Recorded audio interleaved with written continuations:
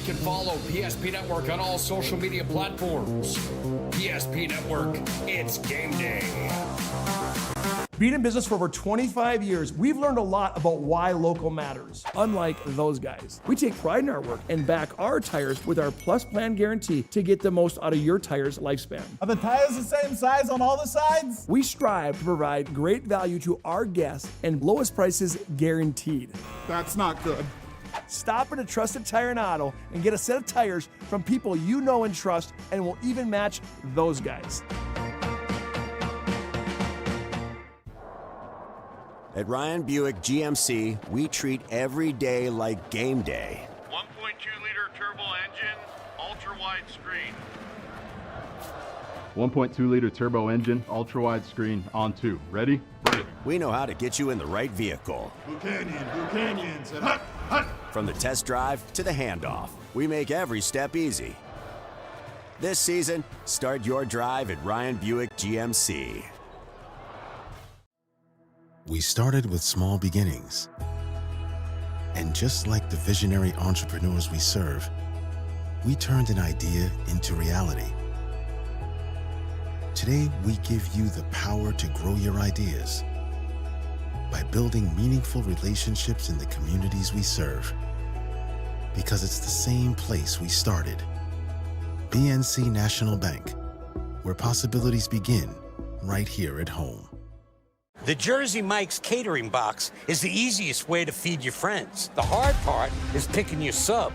That's why we're having a draft. With the first pick, Sarah from Carolina selects number 13, the original Italian.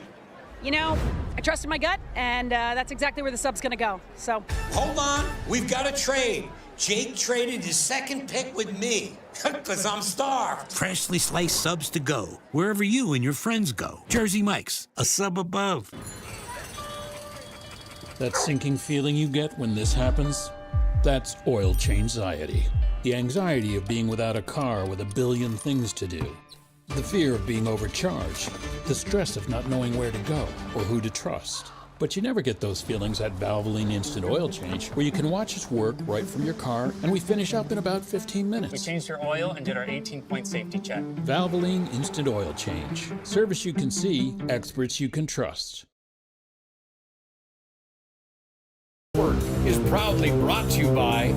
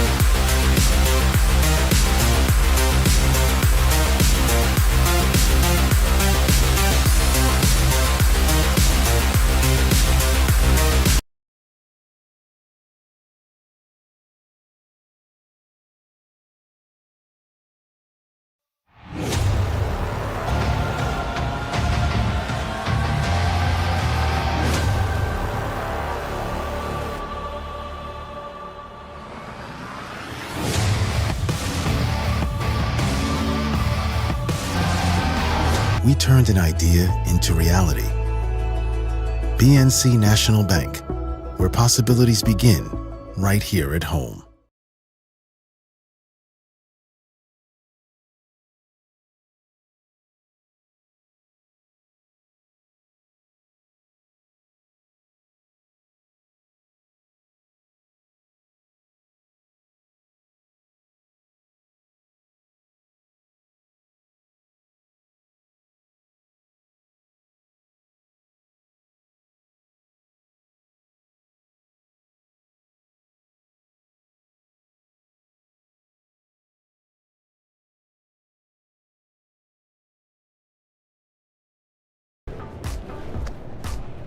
So Carson, how do I become a great football player like you? Well, practice and having a professional team to answer the call and handle anything you throw their way is also important. Hey Carson, thanks for teaching crew about community banking at First Western. First Western, you can bank on us. The Jersey Mike's catering box is the easiest way to feed your friends. The hard part is picking your sub. That's why we're having a draft. With the first pick, Sarah from Carolina selects number 13, the original Italian.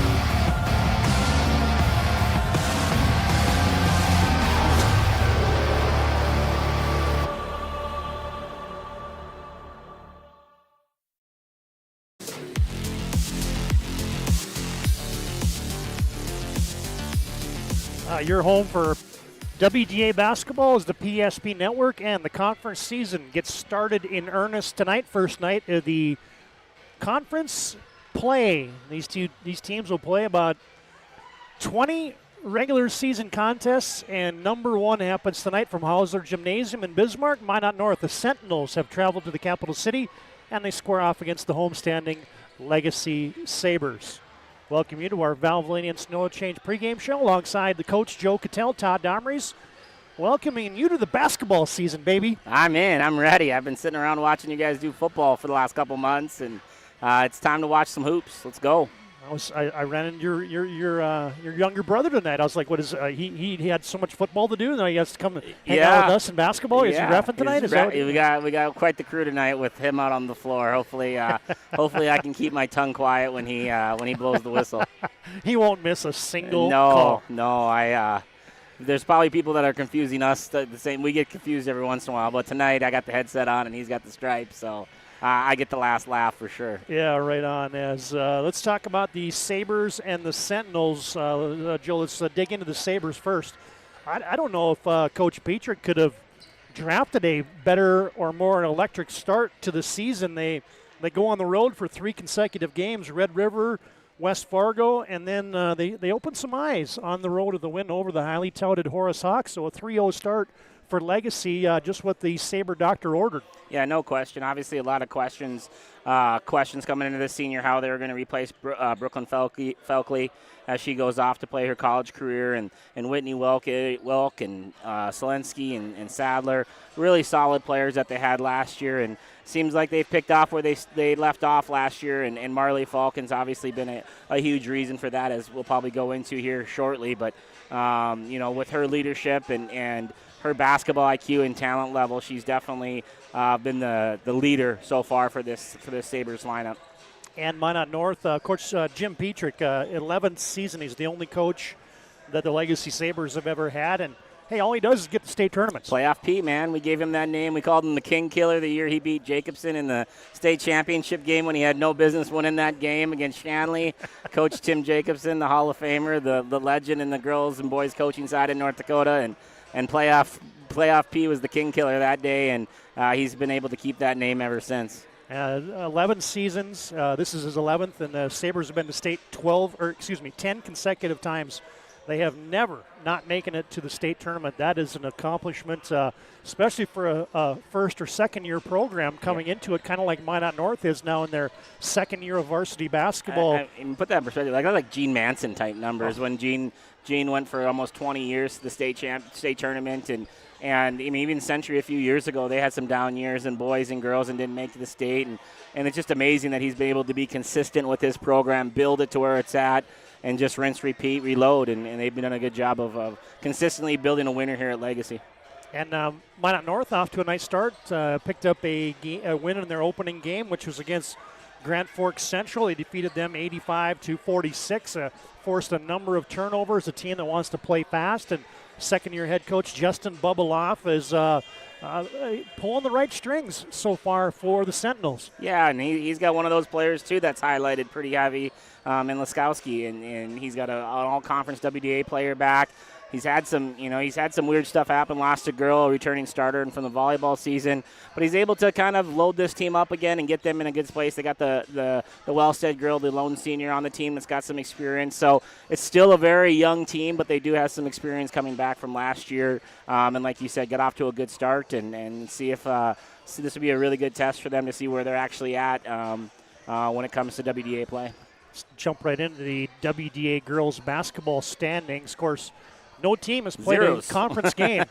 They're all zeros across the board. Mandan, Century, Legacy, Williston, Minot, Bismarck, Minot North, all undefeated early on in the season. So if you look at the comparison between East and West right now, the non-conference portion of the schedule, man, the West has had their way in some games against the EDC. So I don't know if that necessarily is the tail of the tape come March and tournament time, but man, the early returns are that some strength is in the West this year. Yeah, and I think I've been the most proponent of standing here, pounding the table, saying the West is better.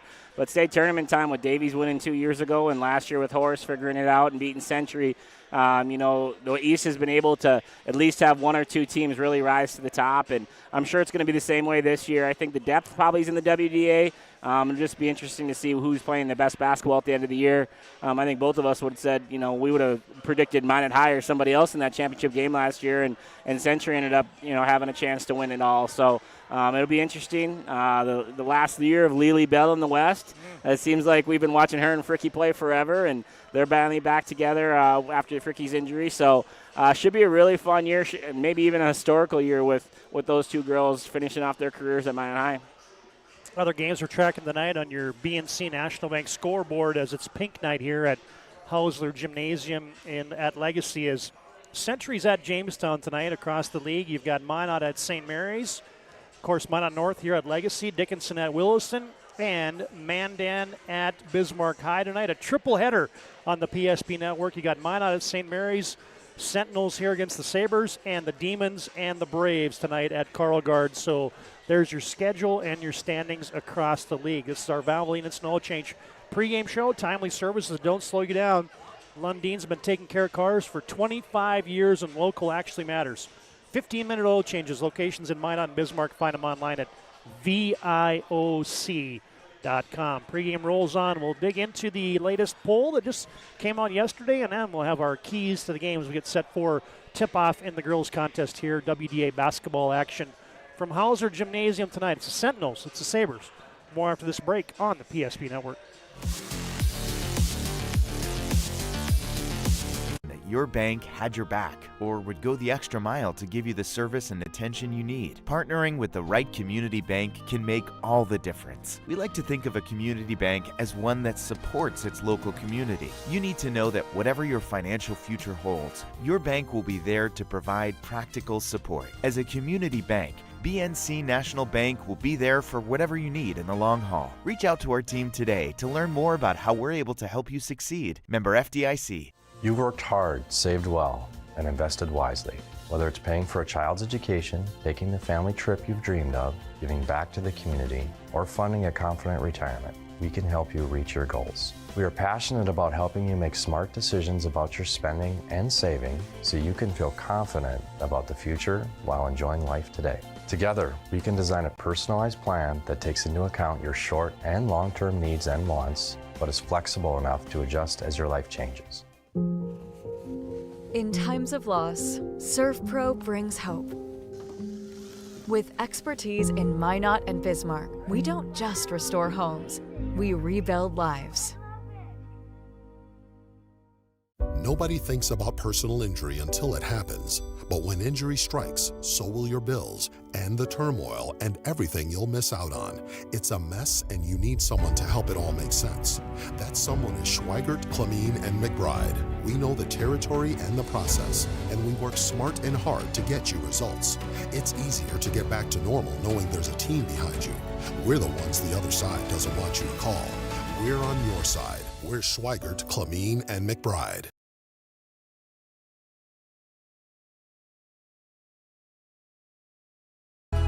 And just like the visionary entrepreneurs we serve, we turned an idea into reality.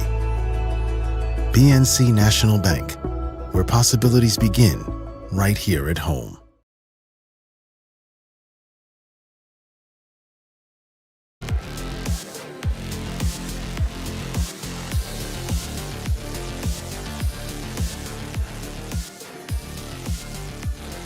Good to have Aaron Wald producing and run the cameras for us tonight on the PSP Network. Todd Darmish, Joe Cattell at Hauser Gymnasium getting set for the Sentinels and the Sabres.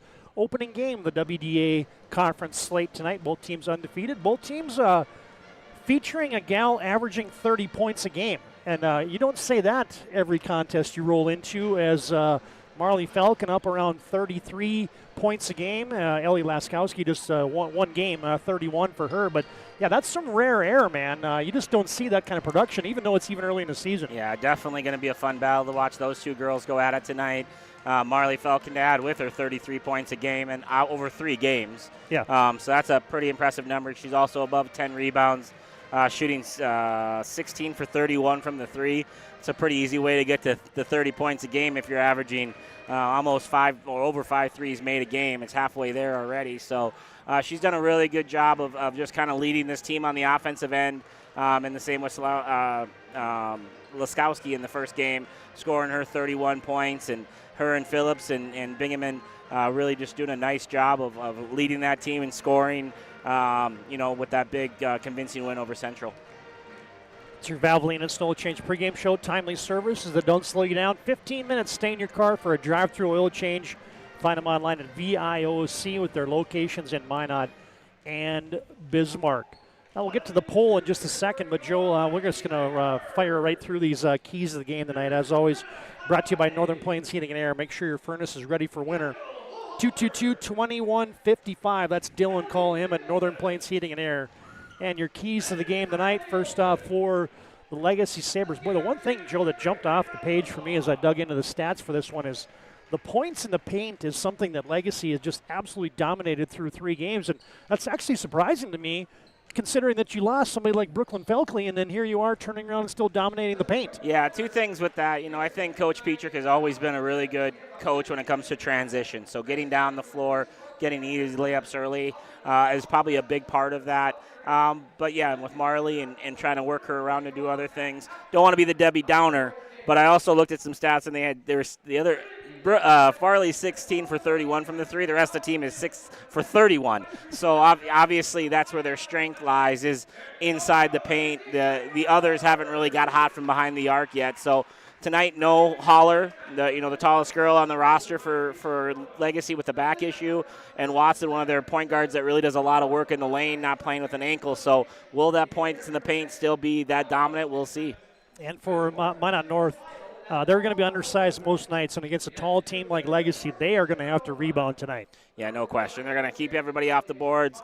Legacy's guards rebound really, really well, so it's going to be a five-girl effort here, keeping Legacy off that glass and trying to contain them to one shot and done. And, that 62 threes is a lot of threes over 3 games, and so a lot of long rebounds to be had out there and get that board secured and get down the floor and see if you can't score in transition.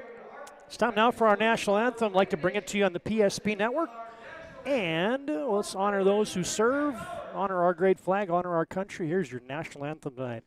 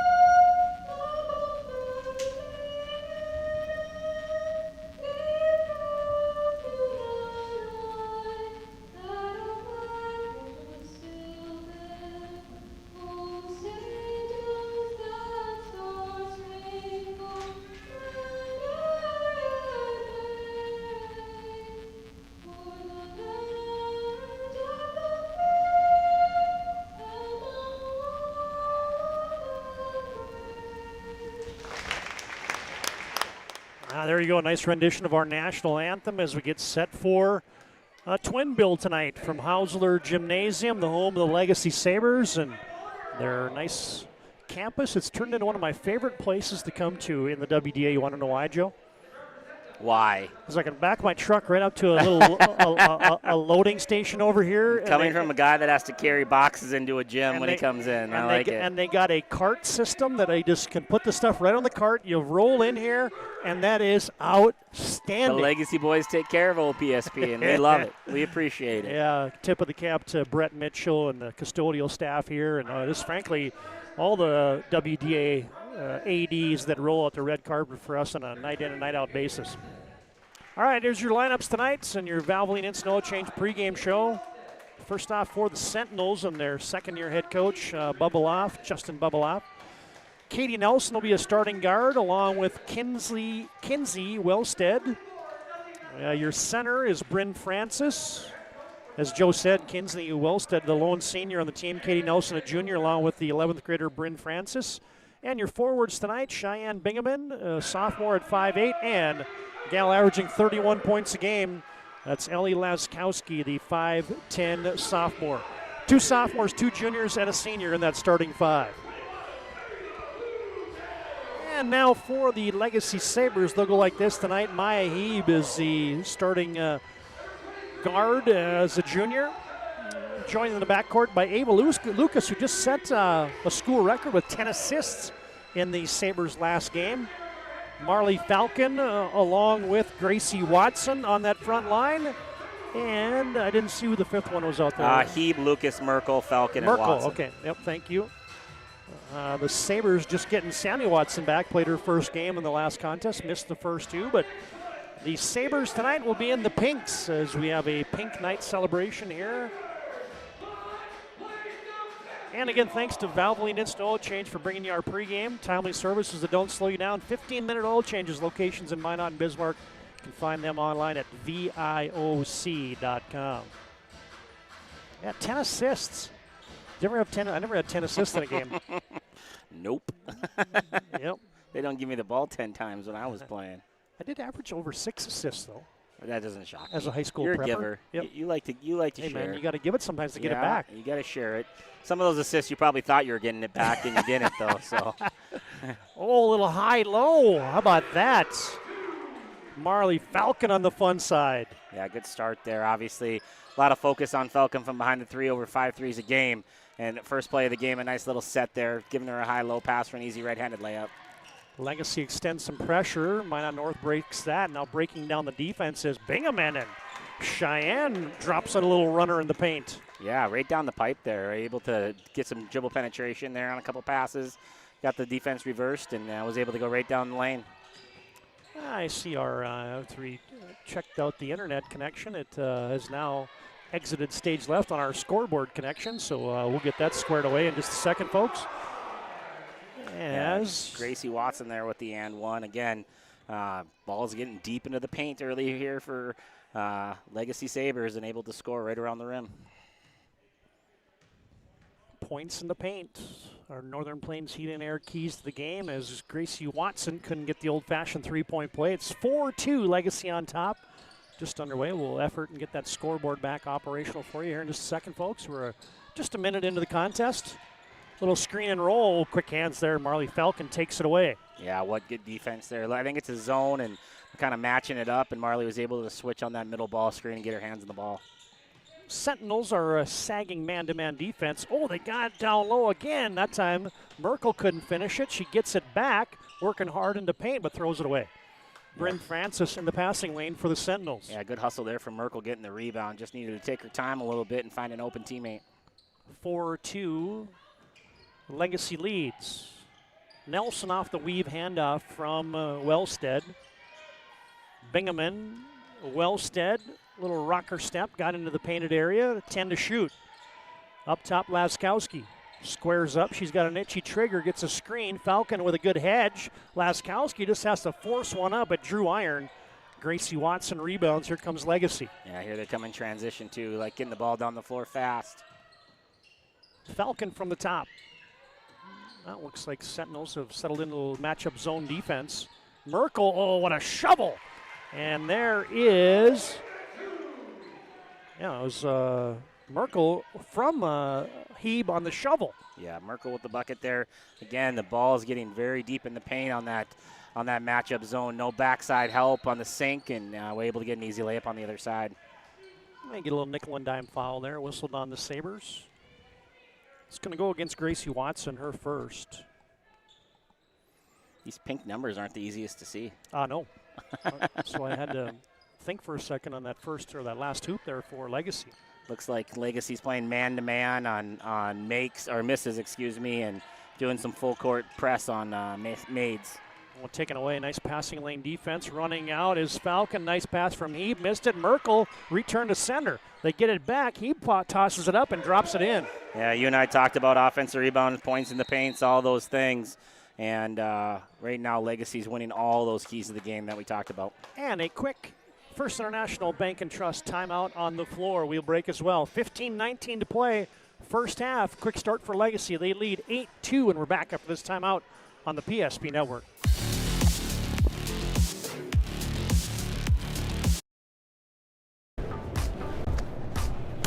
So Carson, how do I become a great football player like you?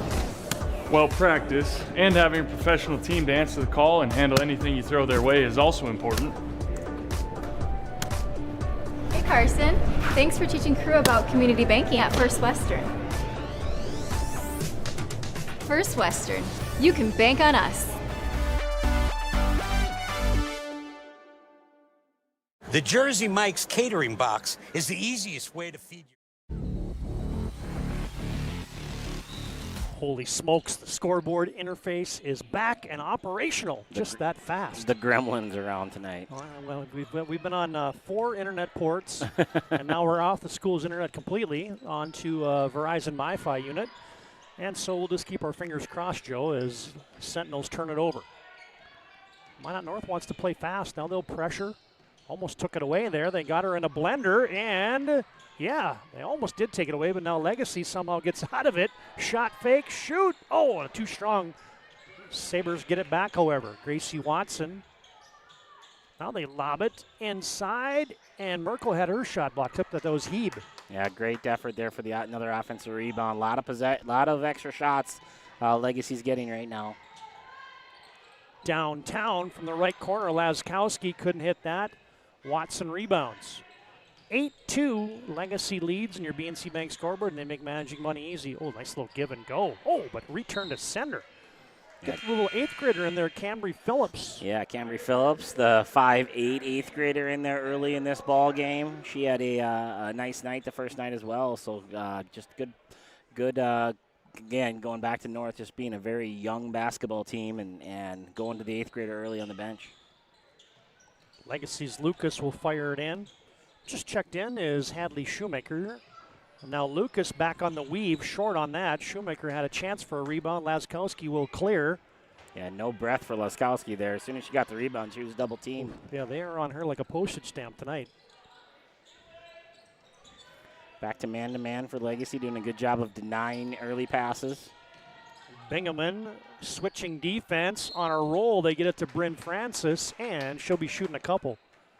Gracie Watson's going to pick up her second personal foul.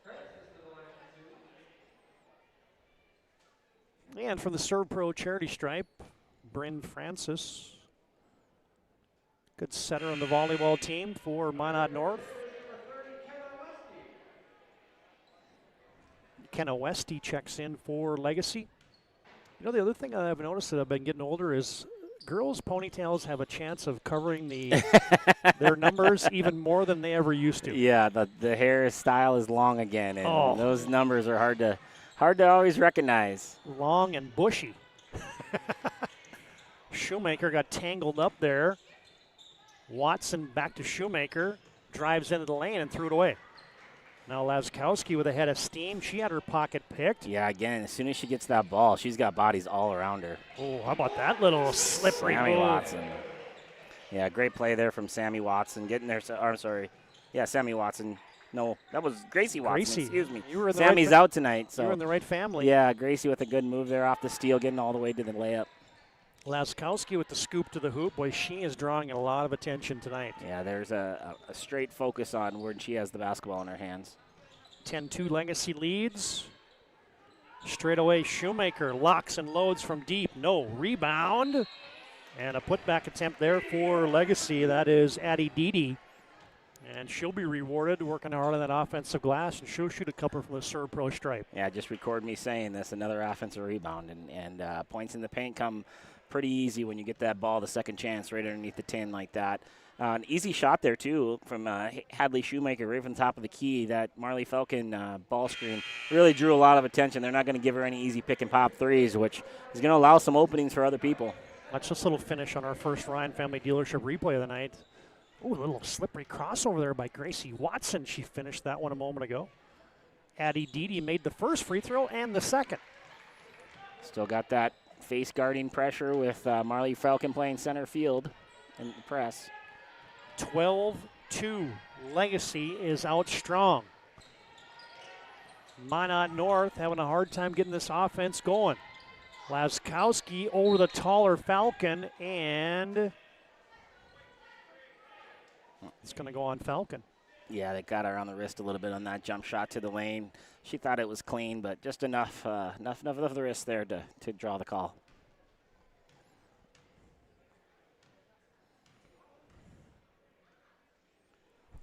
Yeah, free throw up and good for Ellie Laskowski. And I actually like that call. That's obviously North's best player too. They're hounding her a little bit. You get that tight on her arms. You gotta imagine Laskowski's gonna get the ball on the rim, and when it comes up in the air ball or that bad of a miss, you gotta give her the benefit of the doubt. She knocks down both from the Serve Pro stripe. First foul on Marley Falcon. Shoemaker wants it from the corner. Three ball, no good. Flat-footed rebound pulled out of there by Nelson. Yeah, great rebound from Nelson there, bodying up a little bit, getting the Legacy offensive rebounder out of the way and securing the ball. Post up inside. Laskowski, goes to the fade. Couldn't hit it. Body's flying. And a good rebound there for Legacy's Kenna Westy. Now they almost throw it away. Phillips with the takeaway. Laskowski, this will be the easiest hoop she has all year. Yeah, that's a nice and easy one for her there. Get her in the first field goal of the night. Legacy kind of losing the control of the ball a little bit here with their bench in the game. Westy wants it from downtown. No, that's short. Rebound ricochets to Phillips. I like this 8th grader. You're going to hear from her a ton. She's making some noise out there, getting herself active early in this game. She lost the handle there, and it ends up in the breadbasket of Marley Falcon, and she'll go with the rack attack, and she's fouled. Yeah, good take there from Marley. Got her shoulder square, got herself to her left hand, and was able to go through the contact and get herself to the line. Yeah, Legacy does not worry about turning it over and missing a shot. They get into that defense immediately on that ball. Just a really good job of putting that hounding pressure on. And Falcon from the serve pro stripe. Oh, in and out. Okay. Motorcycle in a motodrome. It fell out. I missed that one. I missed that one. I haven't heard that one in a year. Makes me feel good. Second one for Marley. Swish. She's got 3. Legacy's lead is 7. Phillips tiptoed through the tulips, and it got poke checked away off her. Yeah, Cambry that time thought about passing it, just wasn't able to get the handle on it. She had an open player on the opposite block, just not able to control it and get the pass off. Sentinels are going to extend. Still looks like a zone defense, however. Yeah, they're pretty sagging and switching almost everything, so they're just getting the spots right now. Inside, Merkel had it. Check that. That was Lucas. Had it and then lost it. It'll go to Minot North.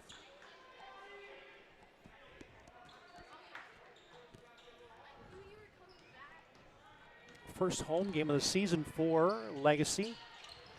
Boys were at home the other night against West Fargo. Phillips from downtown. That's why she's in the ball game. She that looked clean. She had no hesitation. The lefty there gets her feet set and knocks down the corner cast and makes the early three-pointer. First 3 of the game for either team. Phillips got some handles, too. Watch when you get a chance to see her handling the basketball a little bit. Missed 3 ball. Rebound cleared out of there by Hebe, and here comes Marley Falcon into the front court. Legacy by 4. Again, 3 people on that ball screen just so Falcon can't get it back. A lot of room to make a pass to an open player on the weak side. Lucas, pass fake right, go left. Teardrop shot is down. Yeah, good play there from Ava Lucas, getting herself to the rim and getting herself to her right-hand floater. Yeah, just watch that ball screen next time, especially those sidelines. There's 3 people on 2, making sure Marley can't get it. And Coach Loff wants a First International Bank and Trust timeout on the floor. Legacy on top, 15-9 over Minot North. 10:22 to play in our first half. And let's go to break with this Cambry Phillips replay on her 3 ball a moment ago.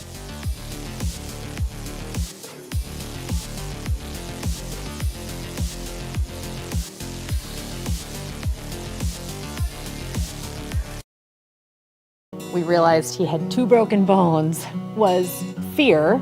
Then once we realized and got a plan with Trinity and our doctor, a lot of comfort. He told me that he can fix my arm, and he showed me a lot of stuff that he could do to help me. Trinity Health Orthopedics is as good as you can find anywhere in the country. A lot of us take pride in that, and that's why we stay here and we keep doing what we do. Trinity Health, making more possible. This page isn't a history book, a time gone by. But even in this modern world, there are new frontiers to conquer. Whether you're tending the land to grow a better tomorrow or growing a business for new opportunities, the work you do powers the world.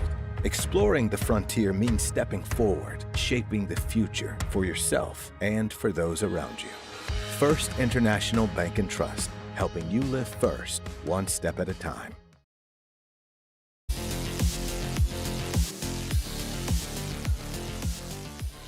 Oh, it's What Minot a North. pass. A little sideline inbounds, and somehow they found Bryn Francis open for 2. Cambry Phillips barely caught that pass. Good defense from Legacy, and she was able to whip it across the ears of the defense right to Bingaman for the easy left-handed layup. Good play from Cambry Phillips. And on the other end, you get a little foul on the elbow for the Sentinels. Whistle goes against Bryn Francis, her second. And Legacy has Maya Hebe at the line.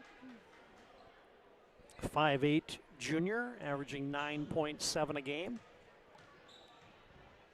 Sets the second one from the serve pro stripe, and she knocks them both down. Hey fans, tonight's game brought to you in part by Minot State. Be seen, be heard, be you at MSU. This game also brought to you in part by the UPS store located on South Broadway in Minot. They're there for all your packing and shipping needs. And a little too tall. Yeah, they switched up the zone there, or the press a little bit there, got a little bit more pressure on the ball, and Northwest wasn't able to handle it, threw it over the top of their open offensive player. That looked like this is not going to make your night, Joe. But how about that? Two-handed block. Return to sender, block and steal for Laskowski. Yeah. Katie Nelson wants it. No, right on line, but short. Weak side Karam. Watson had it. That was Gracie. Now Lucas pressing the issue. Her shot blocked by Phillips. Blocked again by Bingaman, and it's going to go to Minot North. Here's what I was going to ask you about is my son and I have a fantasy football team, and we were Chiefs Kingdom this year. We had Mahomes, Rice, and Kelsey. Ugh. And it was going fantastically until the old line got hurt. It's basketball season, man. Like, Chiefs are done. My Bison are done. It's been a tough week at the Cattell house, and we have to go straight to that. Like, hey, I waited halfway through the first half. The only saving grace is the Vikings are out, too, so I don't have to hear it from anybody. Hello. Ava Lucas from deep has just hit her second three of the year. Yeah, nice shot there from Ava Lucas, inside out three-pointer. North has really picked up their defense, though. They got a lot more length, and they're getting their arms up right now and getting deflections. That time they're able to find Lucas. Shoemaker back after Legacy took away a post-entry pass on the other end. Shoemaker with the drive, rebound, put back, and there's Marley Falcon. Yeah, that's what Marley can do right there. She hasn't even shot a three-pointer yet. She's gonna do something to impact the game, though. Figures out a way to get to the weak side board and gets it and finishes it cleanly. North has doubled up. Check that. Legacy has doubled up North. Little pick and pop for Laskowski. Missed it. Rebound to Nelson. Trying to get it back to Ellie. Couldn't do it. Oh, nice poke check. There's that Phillips again. And here's Laskowski again. Another easy bunny. Yeah, and good play from Laskowski. I actually think that was Wellstead with the steal on that one. Both are very similar basketball players out there. But, yeah, good pick at the backdoor pick there and was able to find Laskowski wide open. Wellstead has a rebound off the three-ball miss for Falcon. Yes, the niece of Coach Nate Wellstead. Yep. Nate Wellstead, and the daughter of twin brother Joel Wellstead. Yep, saw Joel walk in tonight. And I thought it was Nate right away until I realized Nate's in Jamestown coaching hoops. Yeah, of course, Molly Anderson is Kinsey Wellstead's mom, the two-time All-Stater and Miss Basketball finalist from Watford City. So that's the entire lineage for Kinsey Wellstead right there. 23-13 here in the first half. Legacy on top on your BNC Bank scoreboard. Spent a lot of my childhood watching that Glenburn basketball team. Laskowski forcing the issue, got another one. She has to, too. She's done a good job. She can match the length. She can match the ball handling of Legacy. Already got 8 points in this game. Done a really good job of just staying aggressive, even if it's not successful every time. Shoemaker misses a three. Wellstead, good guard rebounder, clears the carom. Phillips to Nelson. Phillips to her strong hand, scoops it up. She's good. She is a fearless little eighth grader out there. I shouldn't even say little eighth grader. That's not very nice, but she is a fearless basketball player out there, getting herself all the way to the rim there. She looks like she belongs in only one game of varsity experience. This one deserves a Ryan Family Dealership replay. Watch this for your middle schooler. Yeah, it's a hard left-hand drive. She's obviously is left-handed, so she gets back to her strong hand there. She'll be on the scouting report about what hand she's going to go to next week. In amongst the trees as well, she found a way to finish it. Phillips got it 5 in the game. Now Laskowski wants it from straight on. Hello. Yeah, right now, if you're looking at the battle of the two 30-point scorers, Laskowski is definitely the more aggressive scorer right now with 11 already first-half points. Merkel slithers into the lane. No good. This whole run North has been on is without Marley Falcon on the floor, too. Got to be able to withstand some breaks from Marley if you're the Sabres. Now they leave Phillips. She couldn't get it. Rebound for Nelson. They couldn't get it. Missed opportunity for the Sentinels. Oh, how about that little shake and bake by Shoemaker? Hooks a pass to the left hand. Somehow that gets through to Didi. Extra pass. Westy locks and loads from a deep two from the left corner. Deep two on the bobble. She got her foot on the line there and wasn't able to get back to the three-point line, but great play there. Nice knockdown from Kenna Westy. And Minot North asks for and receives a First International Bank and Trust timeout. 24-20, Legacy on top. 6:21 to play in our first half. This is WDA Basketball on the PSP Network.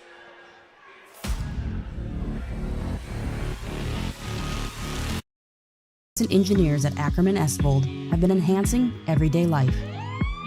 From response times to commute times, we've helped create critical infrastructure, enhancing highway safety, flood protection, and public education. And we're no stranger to enhancing fun, family outings, and even game time. Ackerman Esvold, working to enhance your everyday life.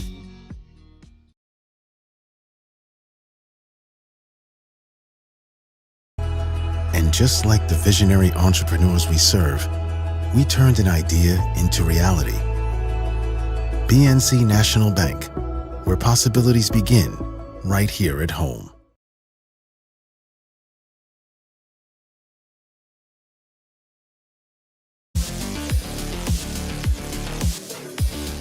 Cambry Phillips, Ellie Laskowski propelling Minot North into a nice first half here against number 3 rated Legacy, courtesy of that victory over then number 2 West Fargo Horace. Yeah, a little 9-2 run they're on right now, most of that being with Marley Falcon on the bench. Marley's still on the bench. Let's see if the Sentinels can keep making that push. And they turn it over. Bingaman lost the handle. Smart play there, pulling that back out there by Didi. Didi Shoemaker tries to force it inside, and that's stolen. A little too much traffic that time around Maya Heeb. Got another injury here.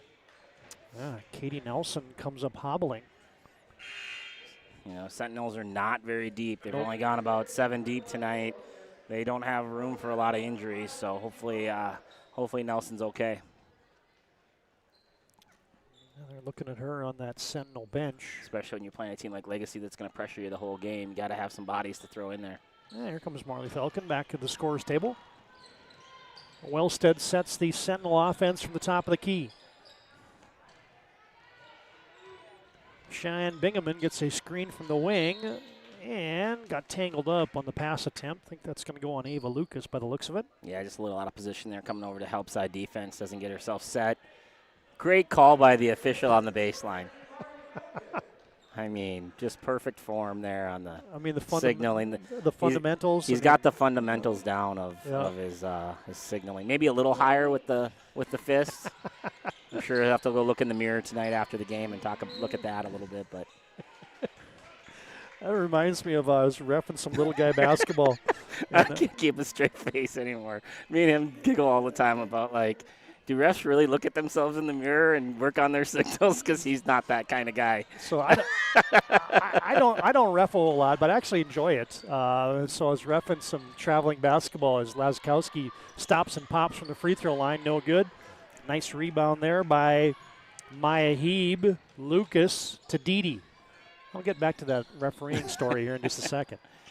I officially retired this year. I'm Dunsky. Too many kids at home. Don't need to make my wife any more upset. Oh, how about the back door? Play. Double screen there. Pass it to the strong side. Slip to the back. Really good play there from Legacy Sabres. Unselfish basketball.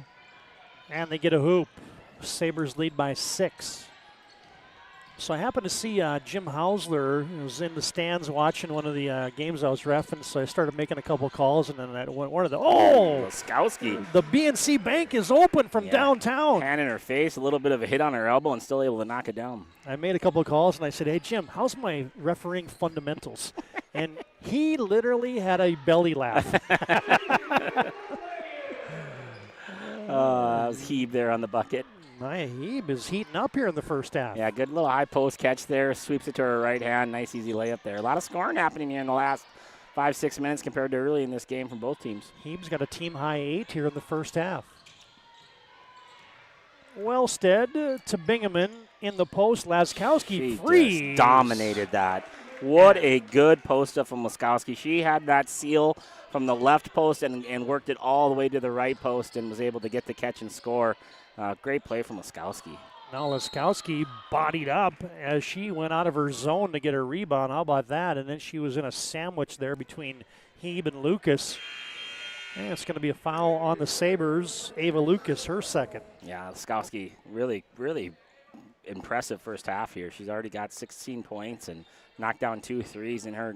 She's aggressive, man. She's not out there afraid. That year of experience last year is, you can really see the confidence level that she has in this game.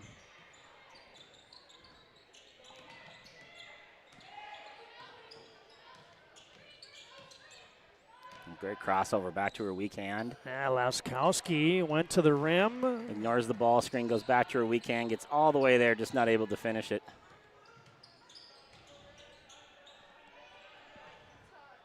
Really good job of slipping Legacy right now. They're slipping this zone.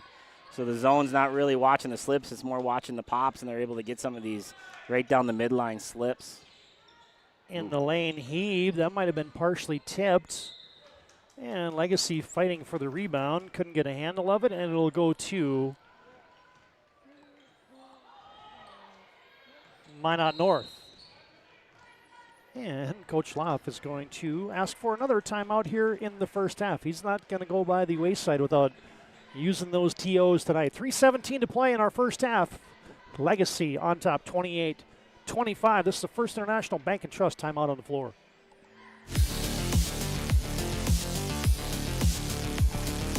Learned a lot about why local matters. Unlike those guys, we take pride in our work and back our tires with our Plus Plan guarantee to get the most out of your tire's lifespan. Are the tires the same size on all the sides? We strive to provide great value to our guests and lowest prices guaranteed. That's not good.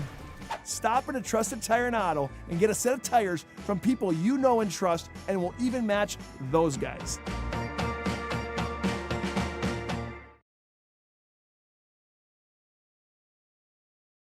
Partner for commercial and business loans. We not only provide lending you need to grow your business, but we also reinvest in our communities. We believe in strengthening our businesses and creating opportunities for success. Choose Dakota Community Bank and Trust for your commercial and business loans, and together let's keep our communities thriving.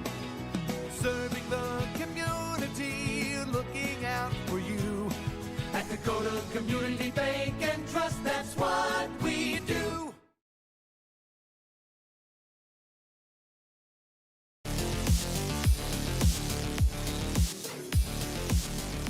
Well, we mentioned the Gremlins, so I think we're experiencing some buffering right now as we're dropping a few frames.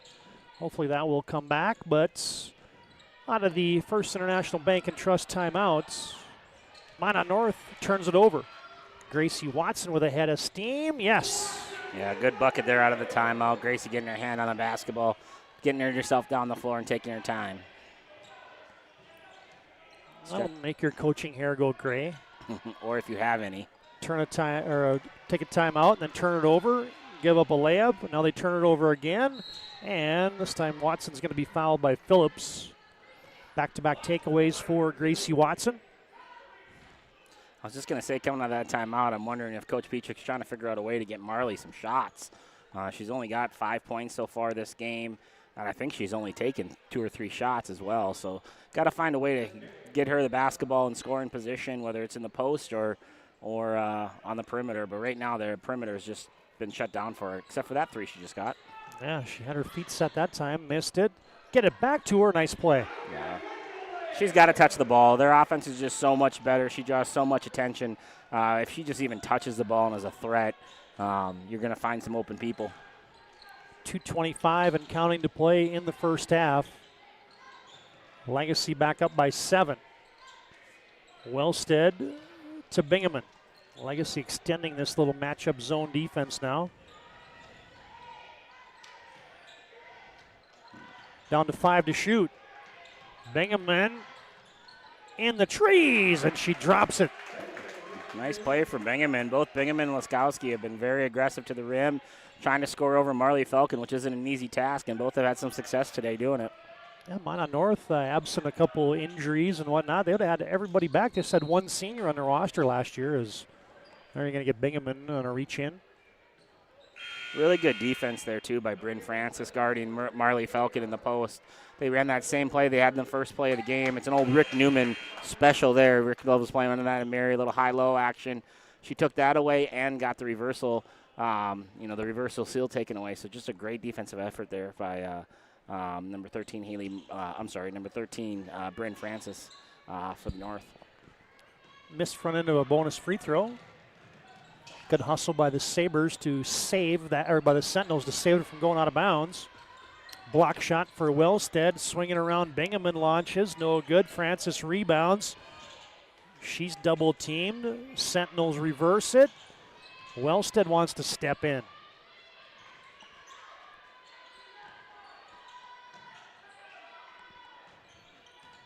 Francis turning and burning in the post. Shot it too strong. And now you get a breakout for Lucas. Oh, trailing right down Broadway. Falcon, friendly roll. Yeah, nice job from Falcon running hoop to hoop. We saw Felkley do that a lot last year, just running right down the middle of the floor in transition, getting easy buckets. 9 points now all of a sudden for Marley. Legacy leading by 7. Wellstead, jab, step, and fire from downtown. Couldn't hit it. Lucas had to tiptoe the end line, but she couldn't do it. Yeah, couldn't keep the heels off the line there, and ref was right there watching and ready to go. Protected Marley Falcon here from fouls, I'm assuming, getting her out of the ball game with the 7-point lead, 40 seconds left.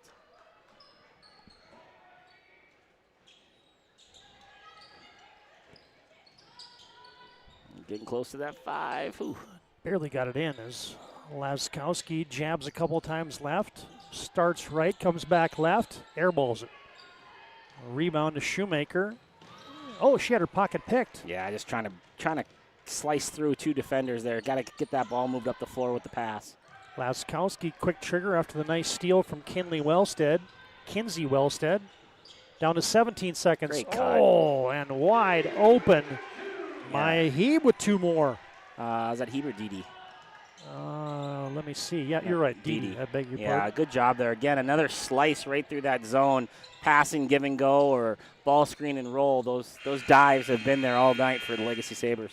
And our first half will go into the books. Stay tuned. Our Jerome's Collision Center halftime report comes up next. 36-27, Legacy on top. Season opener in the WDA girls bracket. And we'll come back with our halftime report after this break on the PSP Network. Is proudly brought to you by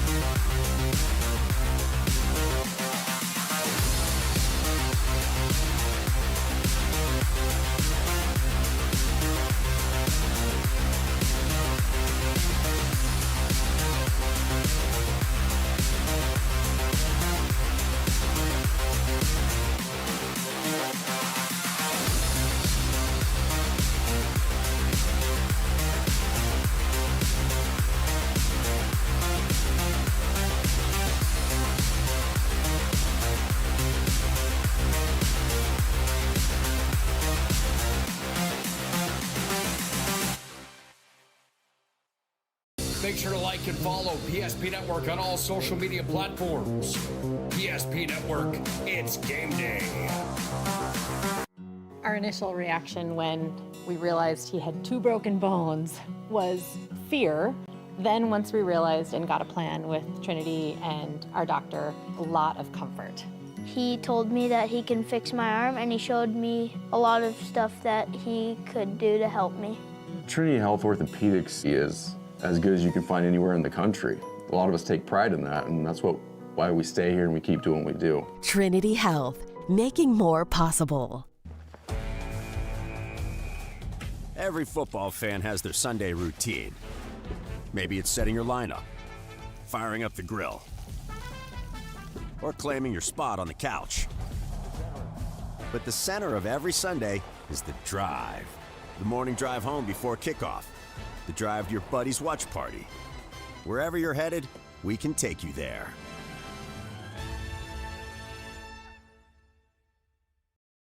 When facing disaster, it's not just the things we lose, but the memories.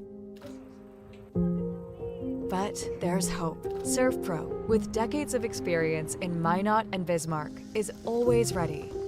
Our certified professionals don't just restore homes, they rebuild lives. Because to us, you're not just a client, you're family.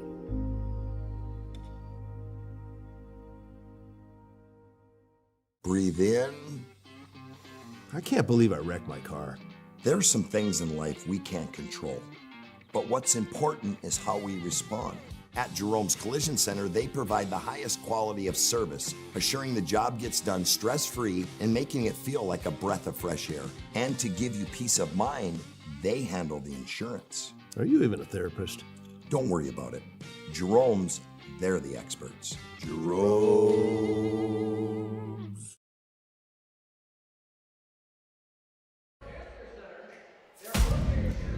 There you get a look at a historical feature in Bismarck, North Dakota. That's a little placard down by the Missouri River. This was filmed yesterday. The Bismarck River Warehouse, 1870. There was about 20 steamboats parked there when they unloaded all the traffic and all the goods that they were trying to get out west. The railroad hadn't gone completely west yet, but look at the river right now. It was dead calm yesterday. How about that view? Looks like a picture out there, Joe. And how high is the water right now with the ice forming and whatnot? Yeah, look at you. Yeah. That's I love cool it. stuff. I love it. A lot of cool stuff in Bismarck people don't know about, and that's one of them. Yeah. The railroad and the river. That was the life. That's why Bismarck is what it is today. You got that right. Yeah, we're on our Jerome's Collision Center halftime report back inside Hauser Gymnasium. Got the fans, got the popcorn, got the phones out. Hope you're enjoying our first half live stream tonight. The PSP Network would like to promote local athletes as Legacy leads 36-27. Jerome's say that accidents happen. That's a part of life. Our goal is to get your car and your life back on the road, both literally and metaphorically. It's a goal that forces us to do more than fix your vehicle. They've been doing it since 1975. Call Jerome's at 701-852-5126. Schedule your collision repair or other service. It's your specialty. Jerome's values you and your car. Good to have the folks at Jerome's as our season-long halftime sponsor. Yeah, I got some initial thoughts there. Legacy got out to such an electric start, but hey, man, there was a nice little stretch there from Minot North that I know that Coach Loff is going to be preaching about here in the halftime locker room. Yeah, definitely. Got to be that aggressive at the rim. They've had some success scoring on Marley Falcon, but they really got aggressive there when she was on the bench of just attacking the rim, attacking the paint, getting the ball inside. I really like the post play they ran to get the ball inside to Laskowski on the man-to-man defense or on the zone where she posted up on one side and sealed all the way through the other. And just got to do more of that, penetrate that paint with the basketball pass and get that ball inside and see what can happen in there. But very aggressive for North. I thought they played a really good first half other than some turnovers and giving up some offensive rebounds early in that half. All right, Joe, let's run through those halftime numbers brought to you by Jerome's Collision Center. Yeah, the Minot North Sentinels scored 27 points, knocked down 3 3-pointers, and was 2 for 4 from the free throw line. They're led in scoring from the 16 from Allie Laskowski, the all-conference sophomore, with a big first half of 16 points. 6 from Cheyenne Bingaman, and then 5 for Cambry Phillips, the 8th grader, knocking down a 3. One of her first bucket was a knockdown 3 there in the first half. So only 3 players in the score column for the Sentinels. 27 points, led by 16 from Laskowski. For Legacy Sabres, a little bit different. They got 7 girls in the scoring column, led by 9 points from Marley Falcon. A little bit below her average so far this year at 33, so see if she can pick up that number a little bit in the second half. 8 points from Maya Heeb, 6 points from Gracie Points for Kenna Westy. I missed in there Ava Lucas with 5. So they were 1 for 3 from the three-pointers. Marley Falcon did not have a three-pointer made. She was 0 for 1, and they were 5 from 9 from the free throw line. There's your Jerome's Collision Center halftime numbers. Joe, we didn't get a chance to do this in the pregame, but here's that latest 3A or AA Week 3 media poll. Minot High, the Majets, number 1, Century number 2, Legacy number 2. How about the power out west early on here with the number 1, 2, and 3 teams in the poll? And Shanley, Davies, Horace, Mandan, and Bismarck 4, 5, and receiving votes respectively. There's your Week 3 media poll tonight, brought to you by Sport Clips. All right, fans, that'll do it for our Jerome's Collision Center halftime reports. You can contact them today at 701-852-5126. Schedule your collision repair or other service at Jerome's Collision Center. Legacy on top by 9 here. Second half comes up next here on the PSP Network.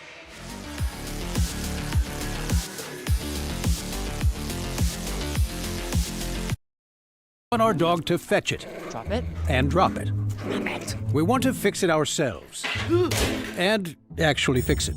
We want to order the market price lobster. And know the market price of the lobster. How much is... Whatever the market says. Sadly, we can't have it all. Except at Sport Clips, where we check in with the pros in men's hair and totally check out with pure, uninterrupted relaxation. Sport Clips. It's a game changer.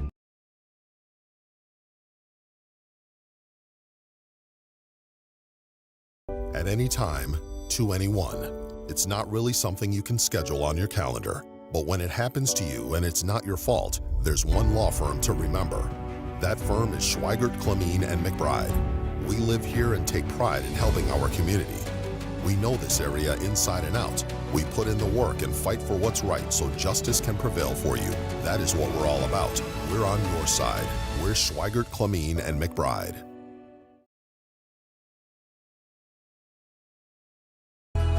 And just like the visionary entrepreneurs we serve, we turned an idea into reality. BNC National Bank, where possibilities begin right here at home.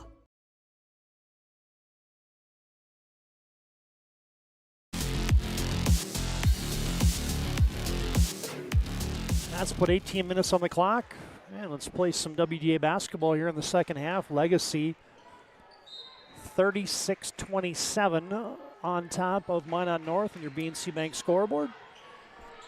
And we'll set these second half lineups. As you get Bingaman, Francis, they try to go back door to Kinsey Wellstead. Good to see Nelson back out there along with Laskowski. Heeb gets it in deep, had it poked away. Loose into the hands of Ava Lucas. Downtown, shot missed, no good. Rebound Heeb, no good. Back-to-back air ball, 10 on the shot clock. Oh, turn it over. And Legacy turns it over. Merkel was working hard on the glass that time on that possession. A couple second chances for the Sabres, they can't convert. Post up for Laskowski. Falcons checking her. Little runner for Bingaman. That's off wide right. Rebound dug out of there. Gracie Watson went to the step through, trying to get the Euro and got tangled up. Lost the handle, but there's going to be a foul on Minot North. Before the shot on the drive, so they'll go underneath the hoop here.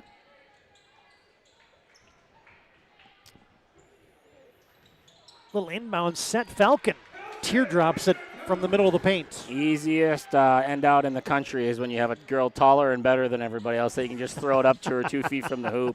Nice little set there. Keep it simple for Coach Petrick. Throw it up to Marley Falcon at the hoop. Quick trigger for Ellie Laskowski. Misses the three. Legacy's got numbers, but they can't get out.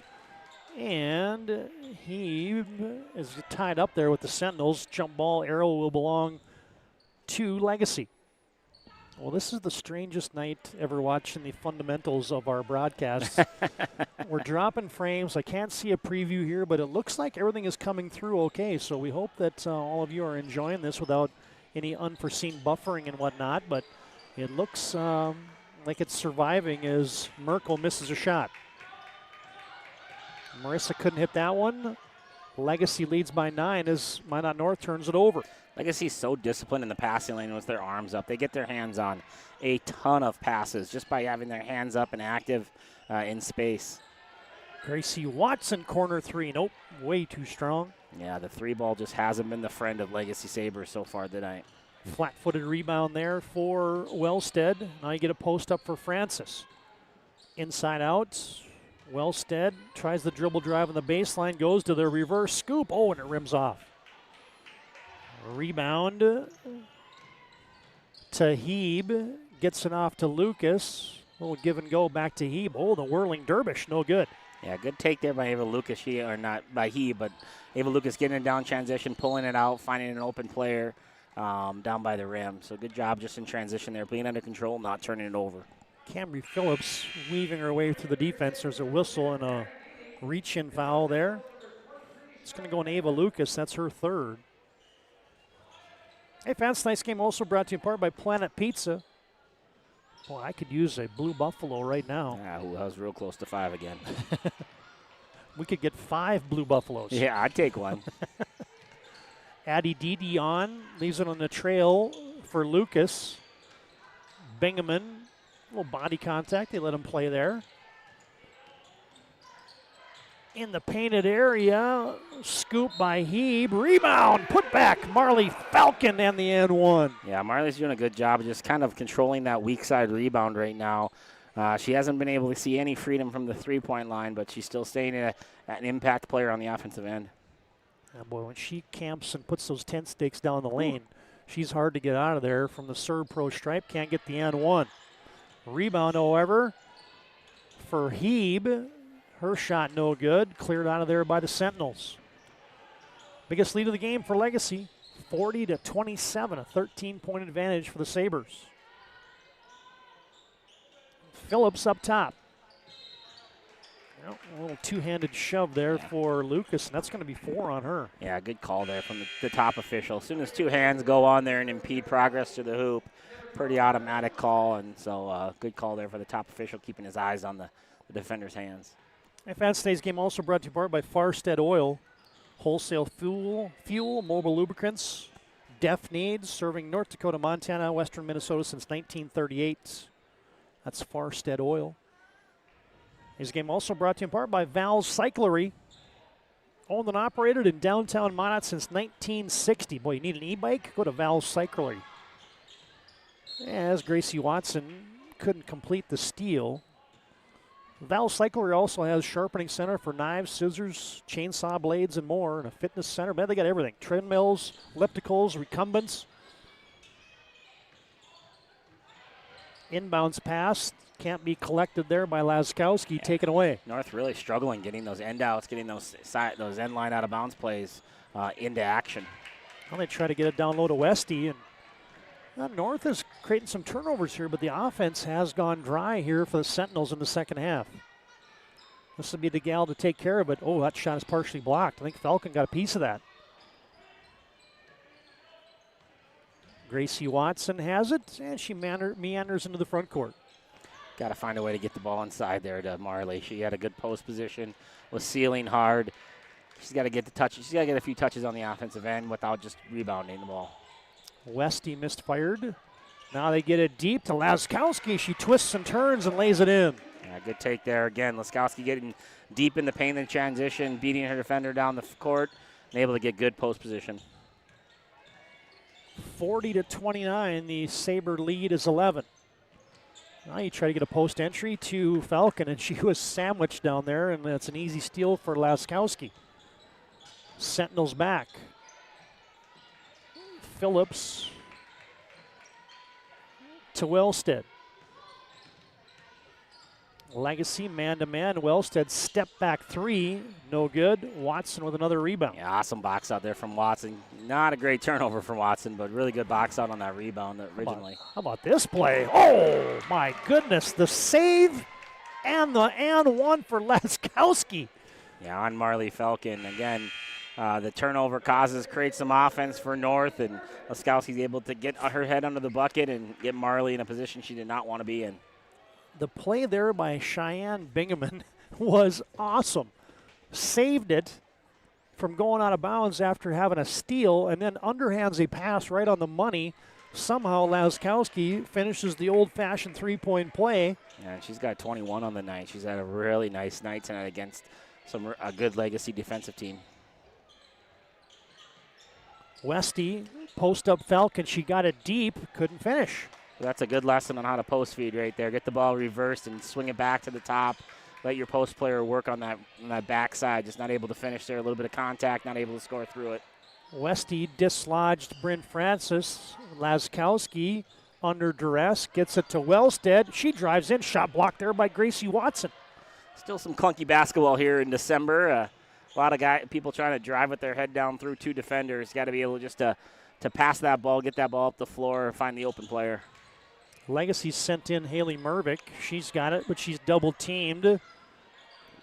Westy, extra pass. Shoemaker, right side jumper. Bingo. Shoemaker buries that one, and Coach Petrick wants timeout. A First International Bank and Trust timeout on the floor. Sabres by 10, 42-32. Here's that most recent hit here for Shoemaker as Legacy leads by 10.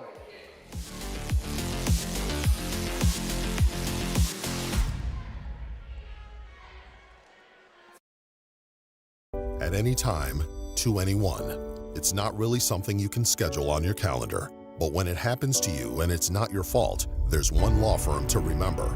That firm is Schweigert, Clemene, and McBride. We live here and take pride in helping our community. We know this area inside and out. We put in the work and fight for what's right so justice can prevail for you. That is what we're all about. We're on your side. We're Schweigert, Clemene, and McBride.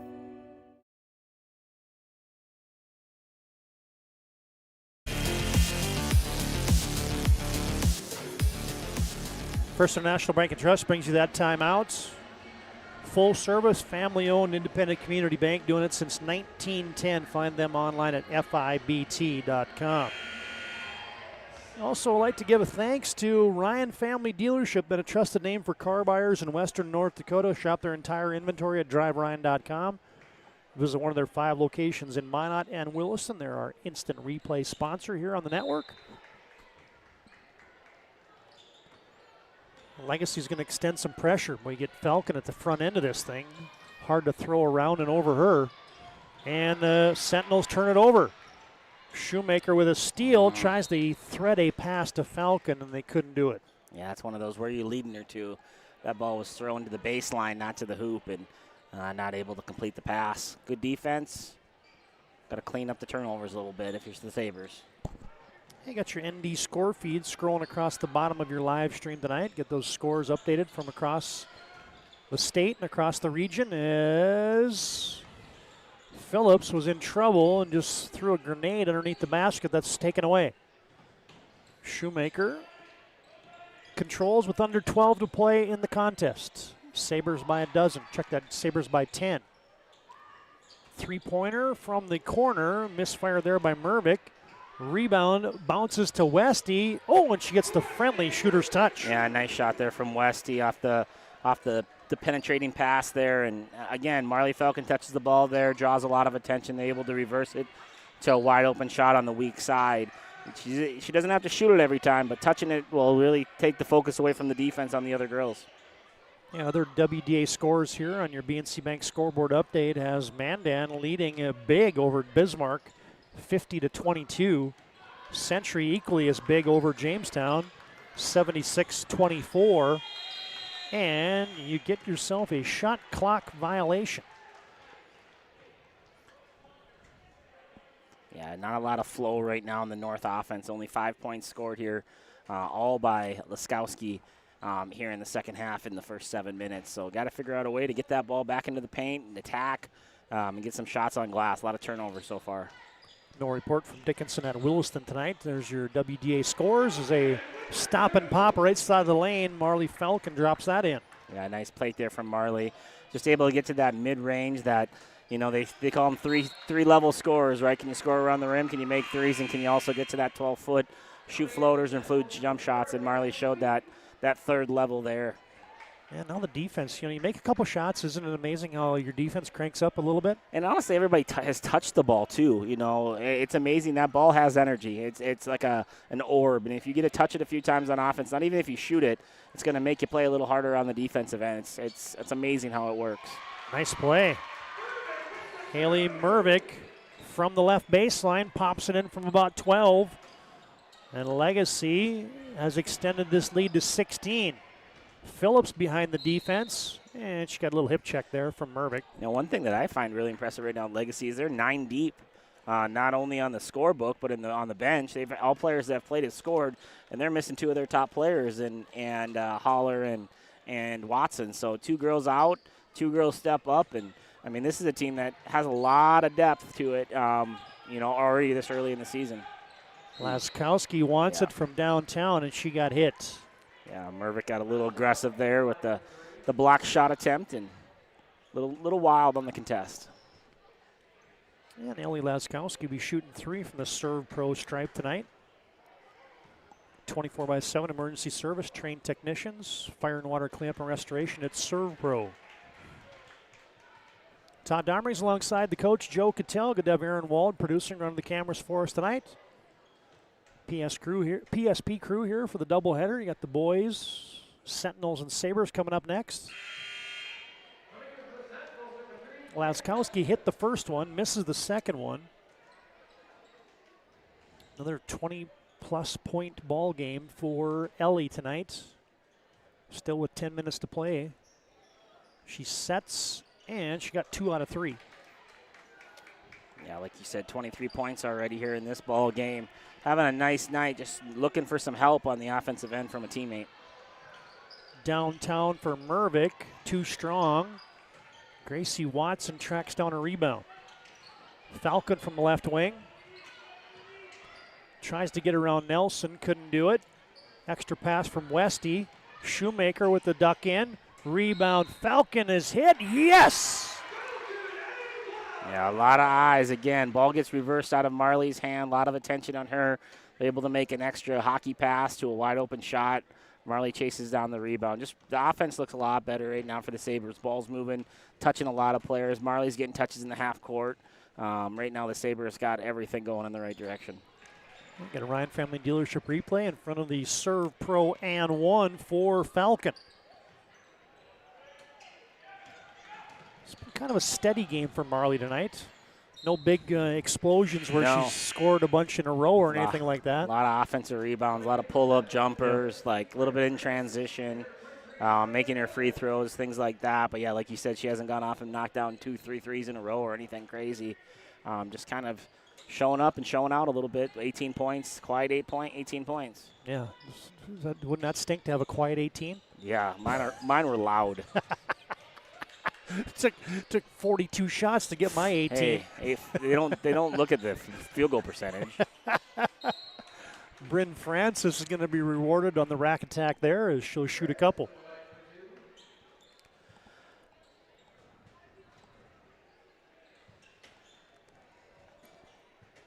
Of course, Bryn's mom, Carrie, the head volleyball coach at Minot North. Yeah, she comes up short on that free throw. Setter on the volleyball team, top 10 in assists. Also on the track team, Bryn Francis.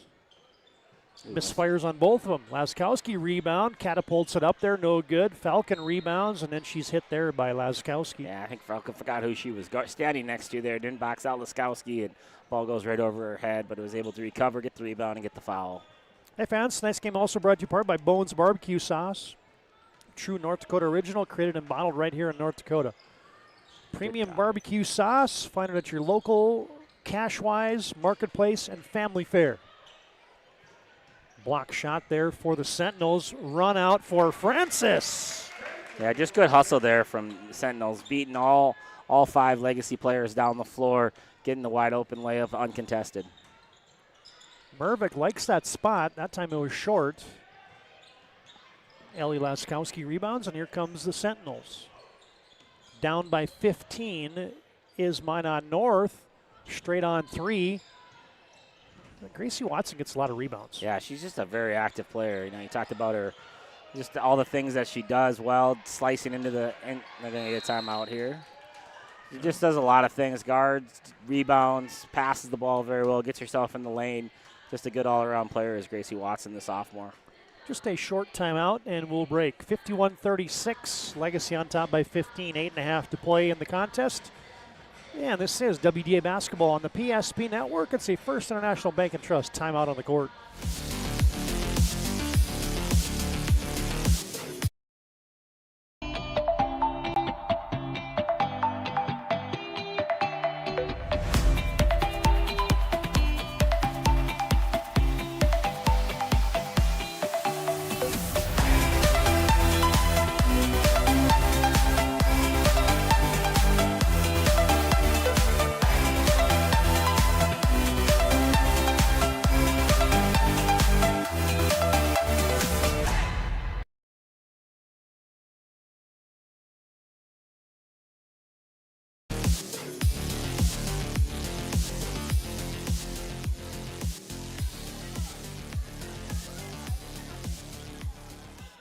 Out of the Coach Petrick timeout, Ava Lucas reverses it to Didi. One dribble on the baseline. Legacy by 15 here, approaching 8 minutes to play in the game. Tip pass on the wing. They get it off. Oh, and the prayer is answered there for Merkel. Schumacher, I think. Shoemaker, no? I'm having trouble with the jerseys, too. Ellie Laskowski's not having any trouble. No, not at all.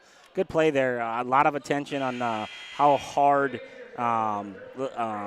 Marley Falcon was posting up there and able to get the ball reversed, get a diver in there. Nice ball movement there from the Sabres again. Yeah, I think it was Marissa Merkel on that last hoop. Okay. And Ellie Laskowski with the old-fashioned three-point play from the Serve Pro stripe. Sentinels hanging around, 14-point game, 53-39 on your BNC Bank scoreboard. Hebe reverses it to Lucas.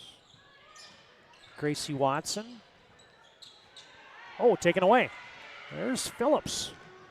She'll go to the 10. Oh, return to sender. Yeah, she gets a little stronger. She's going to be she's already a really good basketball player. Gets a little stronger, able to finish that one after the steal, get into the body a little bit, get to the free throw line. That time just was not able to get it off, but really good defensive play by her. Laskowski shooting it up over 6'2" Marley Falcon, and we're going the other way. Yeah, backside rebound there, foul on number 13, Bryn Francis. Now the Aggie Foundation brings you the PSP Network Player Performance of the Week. Learn about their charitable foundation work at aggiefoundation.com. Middle of the painted area, Hebe had that poke checked out of bounds.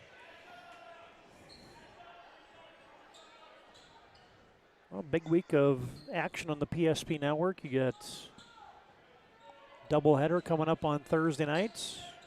Class B boys basketball on Friday night. A couple more WDA contests as that's thrown away. Let's bring that schedule up real quick. Linton HMB at Garrison and Botno and Velva on Thursday night. Friday night you got doubleheaders North at Dickinson, Century hosting Williston, and Bismarck at Minot, along with Minot and Century hockey. And you get a tie-up. That schedule gets more packed every time I look at it on the PSP Network. It sure does. It's basketball season. Get yourself to a gym or watch at home. It's a lot of action going on, early basketball. See what team can rise to the top early in this season.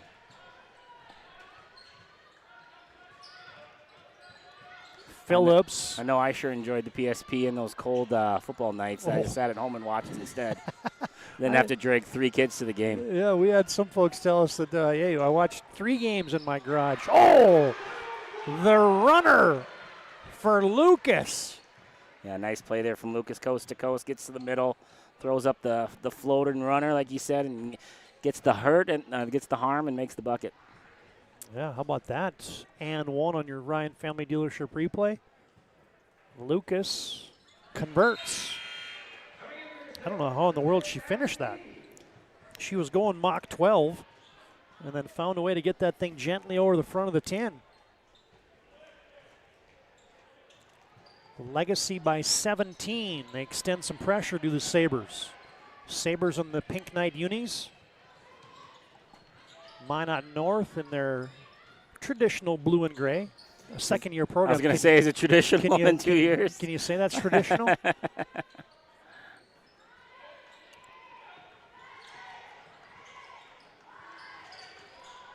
Francis hand back to Laskowski. Francis had to beat the buzzer, twists her shot up, and that does not draw iron. Yeah, just really good defense so far. Only 12 points allowed here in the second half for the Legacy Sabres. Just doing a really good job of playing lots of girls, playing active, being aggressive, and really just contesting everything. Passes to shots to dribbles.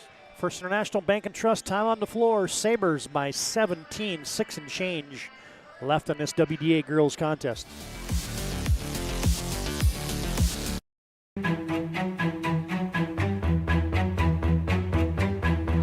Here we go.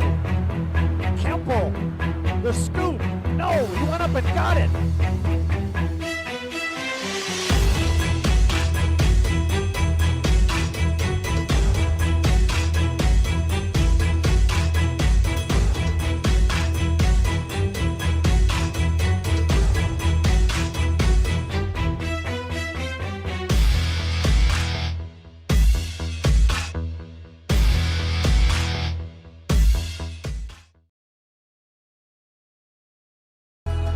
And just like the visionary entrepreneurs we serve, we turned an idea into reality. BNC National Bank, where possibilities begin right here at home.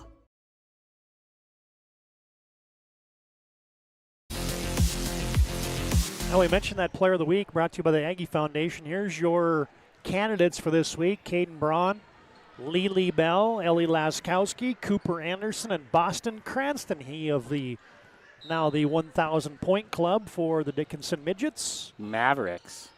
Oh, thank you. I knew that wasn't going to work. Addie Dede with the run out. Yeah, good play there. Long rebound. Gets it out in transition. Dede with the easy bucket with just the hustle play. Thanks for that. I knew that was not going to work the out. The burn orange, man. They got that Texas orange down there now. Laskowski answers on the other end for the Sentinels. 17-point lead. It's been a slow burn here for Legacy, just increasing this lead. Hebe in the paint. Good kick out. Dede from 15, yes. Good basketball there. Drove it, jump stop, got 2 feet down, pivoted, and found Dede wide open on the left wing, left corner. Wellstead with the pull-up, swish. Yeah, Wellstead gets herself in the scorers column for the first time tonight with that nice transition pull-up. Had 9 points in the opening game against Grand Forks Central. Kinsey Wellstead, her first hoop tonight.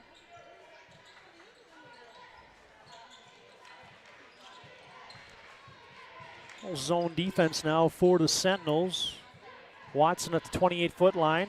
High post, they throw it away, looking for Falcon down low.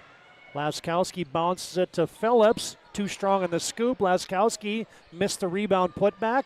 Cleared out of there by Hebe. Quickly ahead, Lucas. And she lost a hand. Yeah, might have missed Marley on the trail there. Might have had a first opportunity to get a good look at a three. Bingham in, draws contact, got that shot up to the rim. And Cheyenne will shoot a couple from the serve pro stripe. Cheyenne was 6 in the first half. This will be her first chance for some buckets here in the second half. See if she can break the score column in the second half here.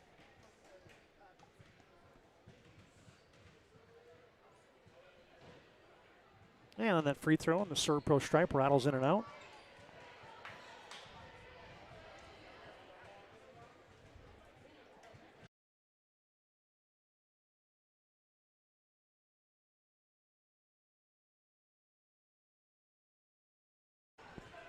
Bingham knocks down the second one. She's now got 7 on the night. And a couple North students in our crowd mic having a conversation. I was picking up every word of it. I don't think they wanted me to hear it. Are they talking about boyfriends? Something like that.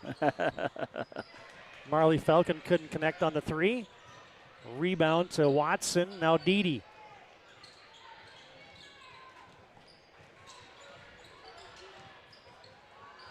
Hebe from the baseline. That's short. Gets it back. Lob over the top. Falcon, nice catch. Shoot. No. Couldn't finish it, but she'll shoot 2 from the serve pro line. Yeah, nice pass there off the offensive rebound. Just putting it up where only Marley could catch it, and she was able to get herself square, just not able to finish the bucket. A minor after the game, we'll have our planning team financial advisor, Shots Crossroads postgame show. Planning team financial advisors helping clients work towards financial freedom, and Shots Crossroads, your postgame headquarters. You can order online at shotscrossroads.com. Falcon, an 83% free throw shooter early on the season here. That one barely tickled the iron. She's a smooth 2 for 2 on that trip. Legacy by 18. Looking for their 4th consecutive victory, and the Sabres too tall. Falcon back. It's hard to speed Marley up. She's in control. Got really good pace to her. You could tell she's very confident ball handler, very confident out there, and yeah, like you said, just never really feels like she's frazzled at all. Good post position there for Maya Hebe. And and she'll go to the line for a couple. Foul's going to be on Camry Phillips.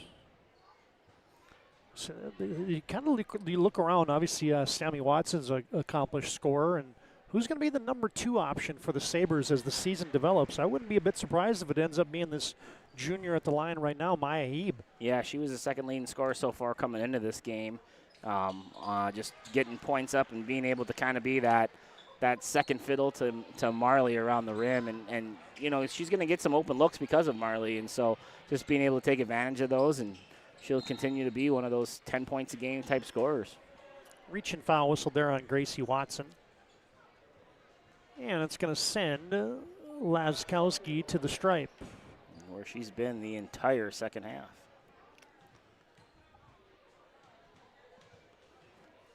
This will be a bonus toss. Got to make one to get one, and she does exactly that. Well, she's stuffing the stat sheet again tonight, is Laskowski.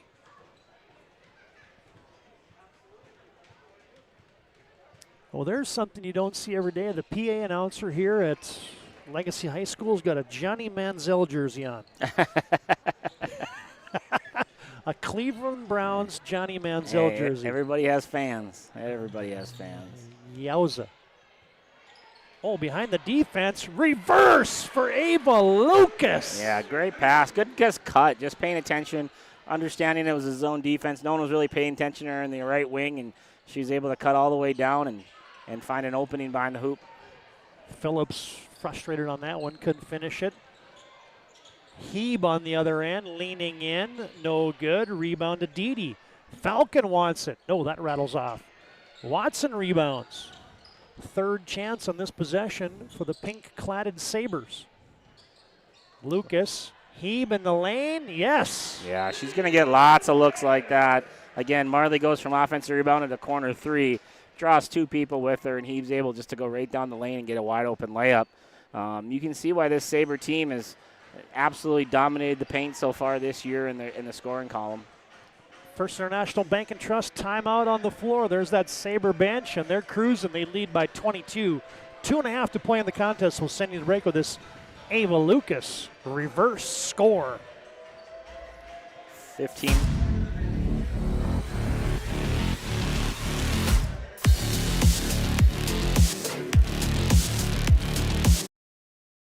We realized he had 2 broken bones, was fear. Then once we realized and got a plan with Trinity and our doctor, a lot of comfort. He told me that he can fix my arm, and he showed me a lot of stuff that he could do to help me.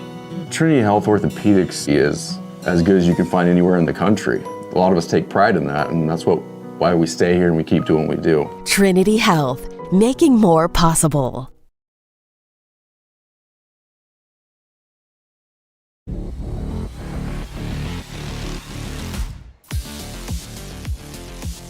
Saw that reverse by Ava Lucas. That's a candidate for the move of the game tonight. Brought to you by Spas, etc. Also like that play where Bingaman saved it at the timeline and Laskowski turned it into an and one. That's a candidate as well. 22-point game. 2 and change to play. Laskowski got around Esley Torski, who just came on there for the Sabres. Laskowski's not going away quietly. She's still aggressive, still getting herself to the rim. Fierce competitor she is, and she's living at the line here in the second half. Yeah, just a sophomore, too. You kind of forget that Laskowski just burst on the scene last year, the all-WDA season as a 9th grader. A lot of good young underclassmen again this year in WDA basketball with the Thornton and Wellstead girl at Century, and Laskowski still only being a sophomore. And the Watson girl in this game. Like there's some talented young girls out there playing high school hoops. And the Phillips 8th grader, you know, she's got an upside. And that's the thing about Coach Loff and this Sentinels team. I mean, they only lost 1 senior, but they only bring back 1 senior. Yeah. So it's still just an uber young group. And the injuries that they lost in the volleyball season with Roram. With Roram as well obviously hurts in year 2. You want that experience back, and not getting her back obviously was probably a sad day for Coach. But again, a lot of girls getting good experience here and just trying to keep fighting and keep growing the program. Laskowski working overtime on the glass off of her own missed shot. got fouled again, man. She has had a steady trip to the Serve Pro free throw line tonight. This next free throw is going to be her 13th free throw. I think she's 11 for 12 right now from the free throw line. If my circles it's early in the year, so my circles and X's might not be all on par yet, but it's going to be pretty close to that. And she hits the second. And I think she'll come off now and get a look at Jaslyn Sweet on for the Sentinels. Under 2 to play as Shoemaker enters the front court, moving right to left. West to east here at Hauser Gymnasium. 3 ball put up by Torski, no good, but there's a rebound for Marissa. Was that 22, Merkel? 22. Yep, Merkel. Merkel. Sweet has it for the Sentinels. Now to Nelson.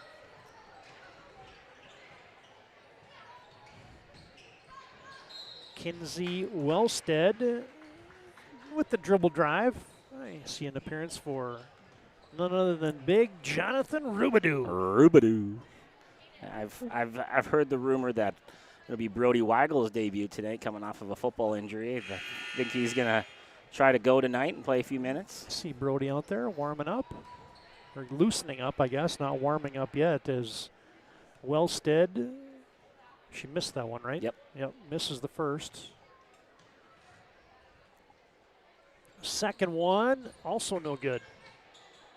Torski rebounds, gets it out to Shoemaker, and here comes Legacy. They've also brought in 34. I'm going to have to dig that one out. She didn't make my official roster. 34 is Emma. I'll let you pronounce that name. Kennanen.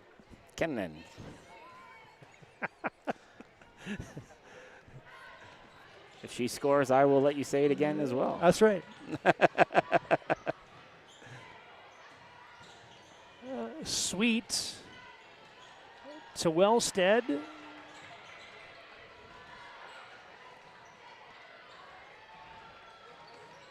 Back to Nelson. Oh, backdoor cut to Phillips. Jaslyn Sweet comes near side to Wellstead, has to just launch it to beat the buzzer, couldn't do it. Shot clock, game clock, almost identical. As Shoemaker will lock and load.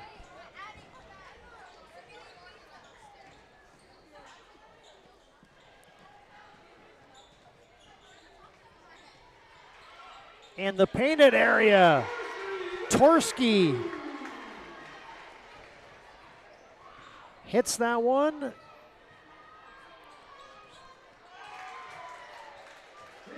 And this one will go final.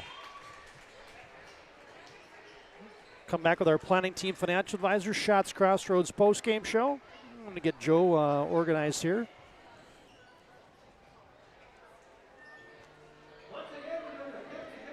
$72-53 is your final on your BNC National Bank scoreboard. Legacy improves to 4-0 on the young season. Minot North's record is level at 1-1. It's our planning team financial advisors. Shots Crossroads post-game show. Planning team financial advisors helping clients work towards financial freedom. And Shots Crossroads, your post-game headquarters. You can order online at shotscrossroads.com. The coach, Joe Cattell, has made his way down courtside.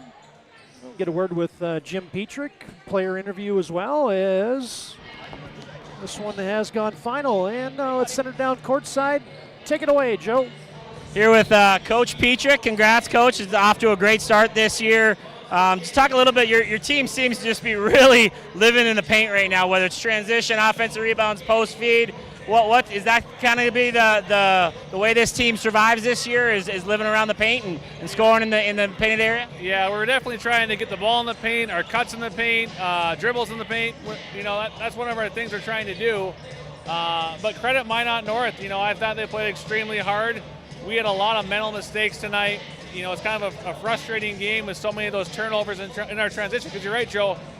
with our lineup and athleticism, we need to be better in transition. That's our game. We get in these half-court games, we tend to struggle a little bit, so we got to get better at that aspect. Yeah, just talk a little bit. Obviously, tonight you had 2 girls out that play regular minutes for you, but you were still able to go 9 deep and play quite a few girls. I think all of them even scored before you even got into the sub line up there. So what about your depth this year? Is that going to be a strength that you're going to continue to build as the year goes on? I sure hope so. You're right. You know, when Sadie and Sammy weren't going to be able to play, we knew some other kids had to step up, and I was happy with their effort off the bench. You know, some kids hadn't had much varsity minutes yet, and they're in the rotation now. So as a coach, if you're going to have injuries, you kind of want them early so you can develop some of that depth.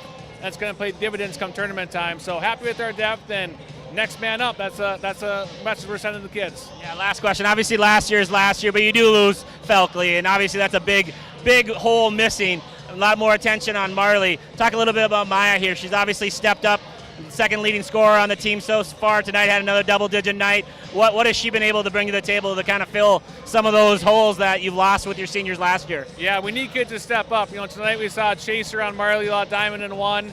And Maya's done a tremendous job this year being able to get to the rim and finish. And we need that from her. We need kids to be a scorer. And Maya's got a scorer's mentality. When she gets the ball, she's looking to score, and that makes us better. So anytime she gets double digits for us, and I think it's been all 3 of the 4 games now she's gotten there, it definitely opens up the offense more for Marley and everyone involved too. Scorer's mentality, just like her coach. That's awesome. Thanks, Jim. Maya, congrats on another win. The team's off to a great start. What's really clicking for this team so far this year? I think we're doing really good playing together. Our transition's one of our biggest things, and I think we've been doing good with that so far. We lost 2 of our starters, but I think that we're still playing hard, and a ton of the bench has stepped up and played good together. Talk a little bit about your role. Obviously not the same role you had last year. How have you been able to transition and step up and get to a comfort level off to a really good start so far in the first 4 ball games? Yeah, last year I didn't play varsity a lot, but this year I definitely had to step up for my team. And my teammates have been great, supporting me, cheering me on and everything. Yeah. Awesome. Well, congrats on the hot start, and we'll see you down the road. Thank you. Back to you, TD. Yeah, well done. You heard there from head coach Jim Petrick in his 11th season, and from Maya Heeb, the junior tonight, who had her fingerprints on the contest. It's our planning team financial advisors, Shots Crossroads postgame show, and it rolls on from Hausler Gymnasium. Final score on your BNC National Bank scoreboard, it is Legacy 72, Minot North 53.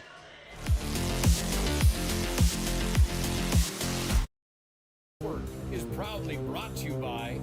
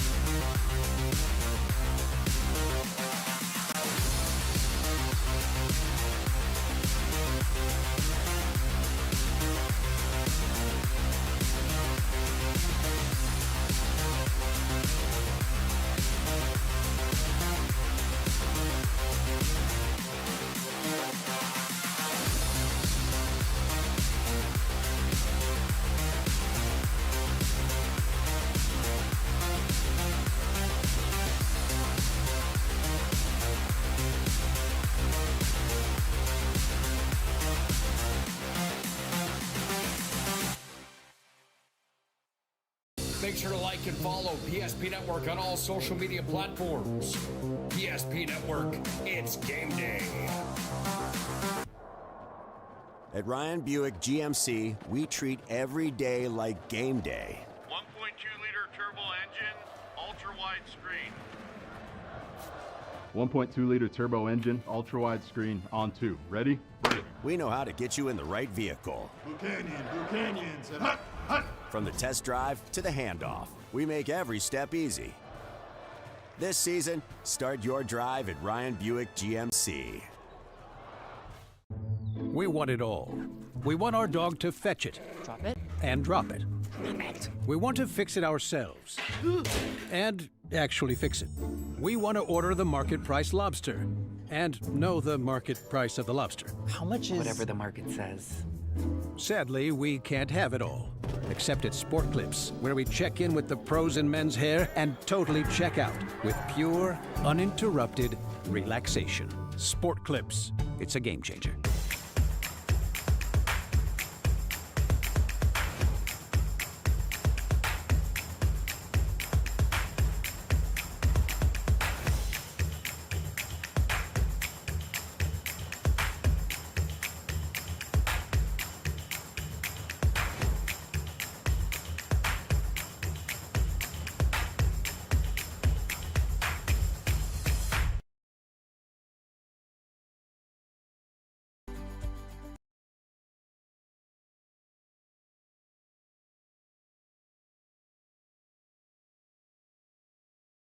Uninterrupted relaxation.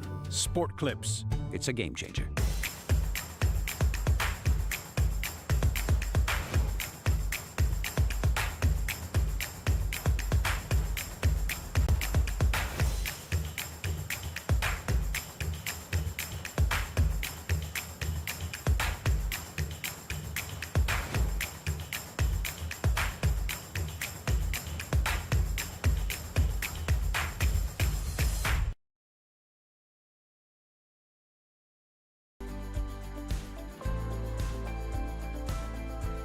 At Planning Team Financial Advisors, we help individuals create their personalized strategies.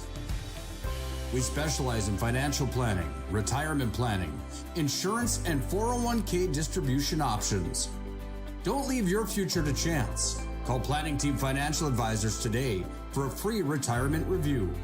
Planning Team Financial Advisors, your plan, your future, your team.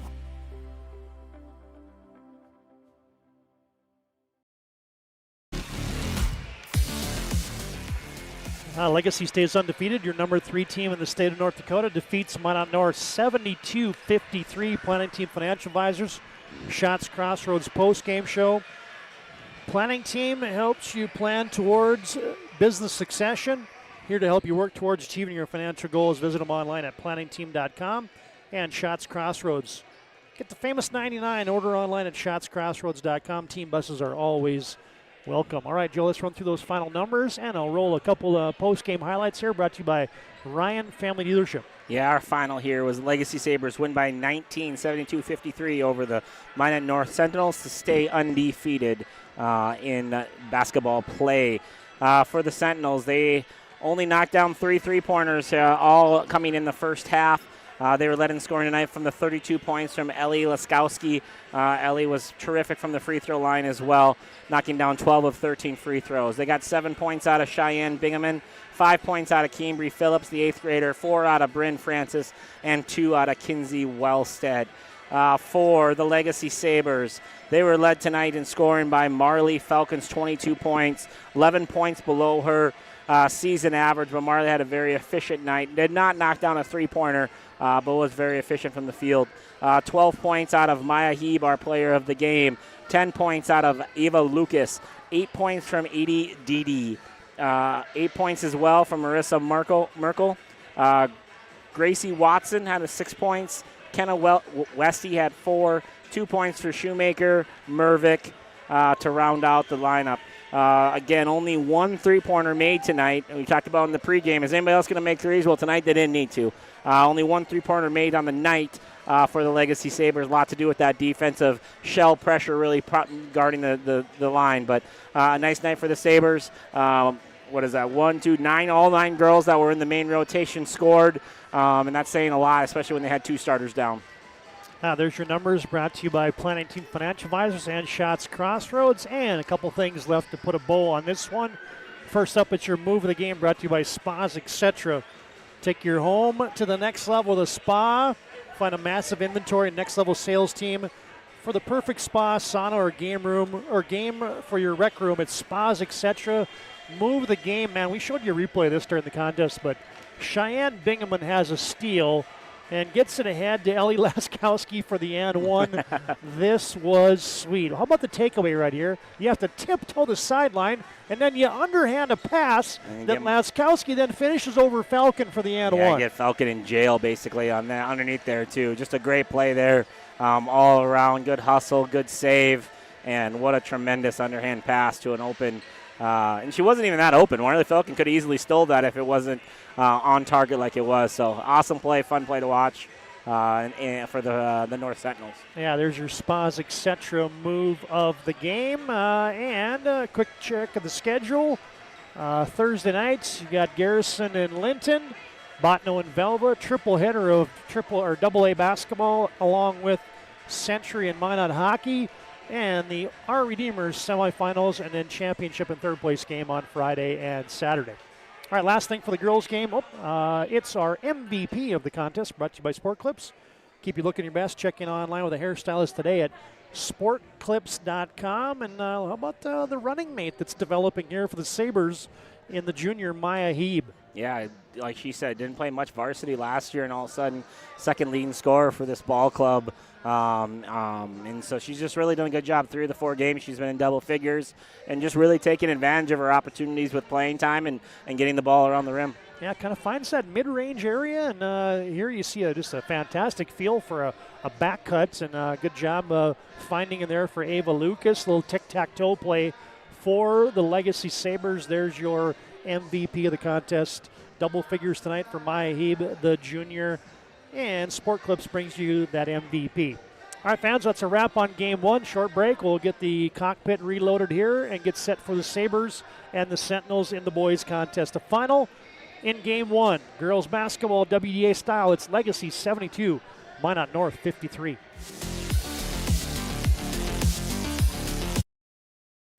Is proudly brought to you by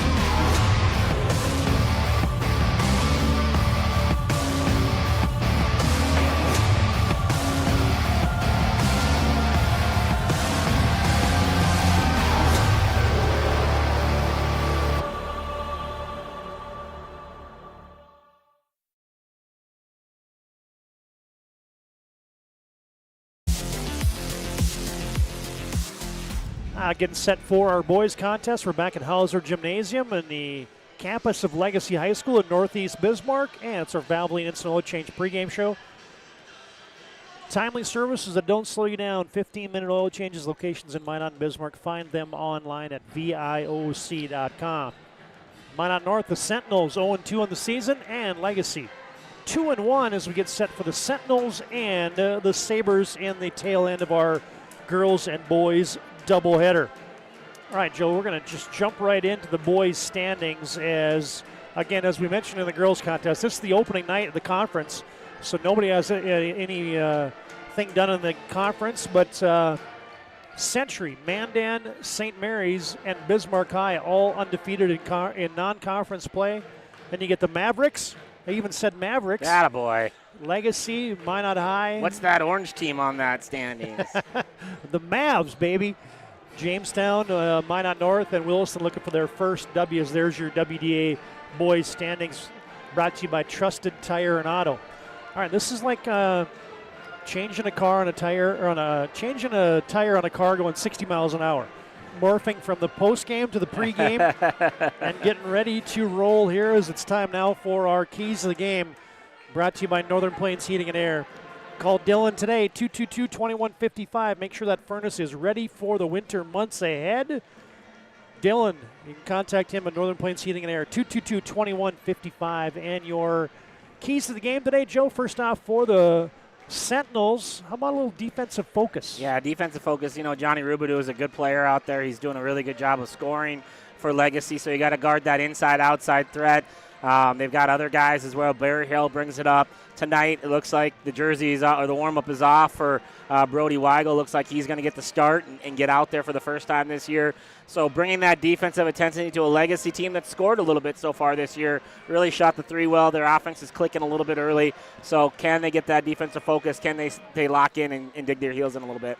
Well, and then you and I called the Minot North, Minot opening round game, the WDA last year, that was just awesome. And, yeah. North was ready to play. If they can get back to that level and play at that intensity, yeah, they'll have a great season. Yeah, I talked to the North coaches after that game, and I said, man, if you can build off of this, if you can build off the intensity that you brought at the WDA tournament and this run that you went on, even though they didn't win, you could just feel that they had a lot of confidence at the end of the year of who they were. And so excited to see if they can continue to build on that confidence and start getting little victories in games and figuring out a way to win one at the end.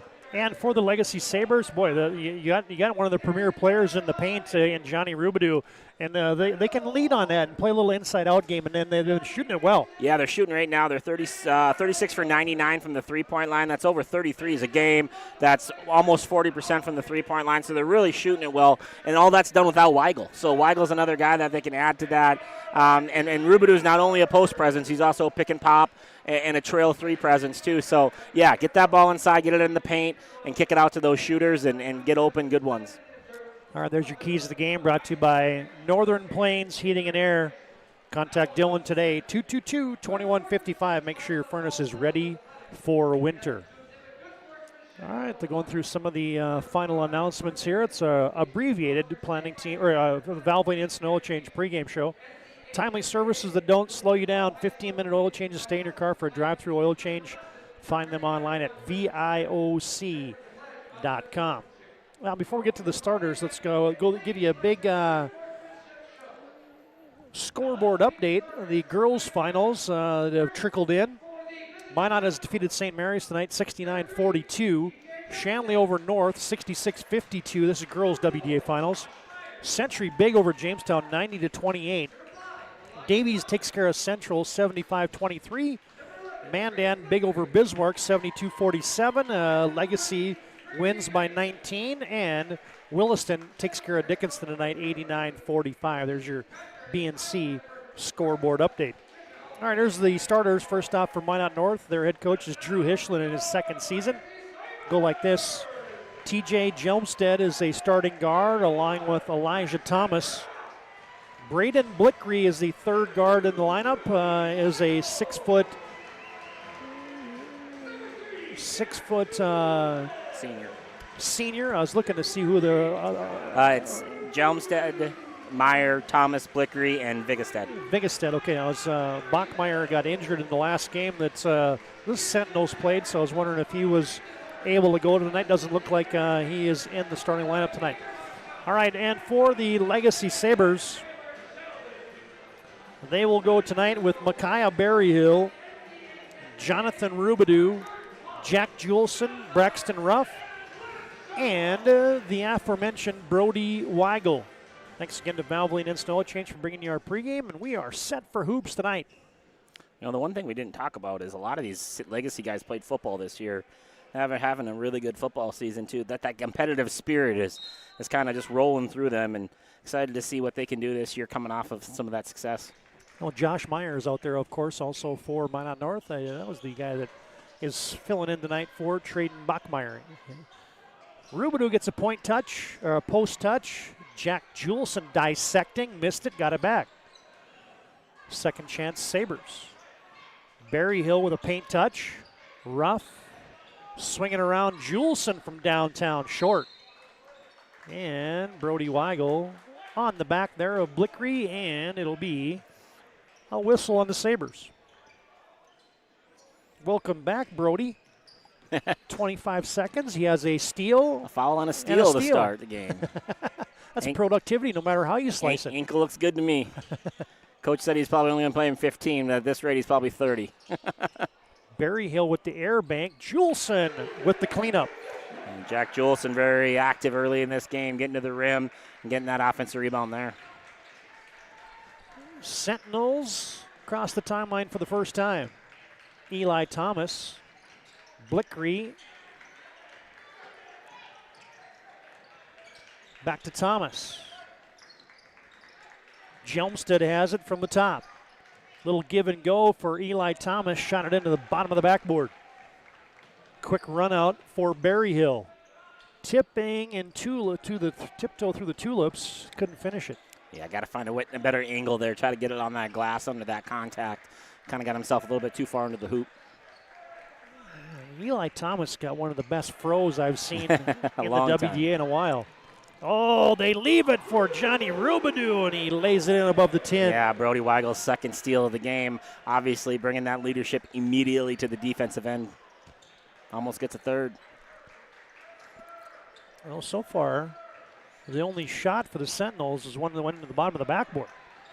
Got to get a good offensive look here as Legacy's got it cranked up on the defensive end. Yeah, Coach Horner's got these guys guarding early in this one. Thomas shot into the bottom of the backboard again, and here comes Rubidoux leading the break, the big man. Little give and go, gets it back from Berryhill. No, he missed it. Good play from Berryhill and Rubidoux. They're just not able to complete it, but way to get down the floor and get a good look. Blickery wants it from deep, no good. High for the rebound is Juleson.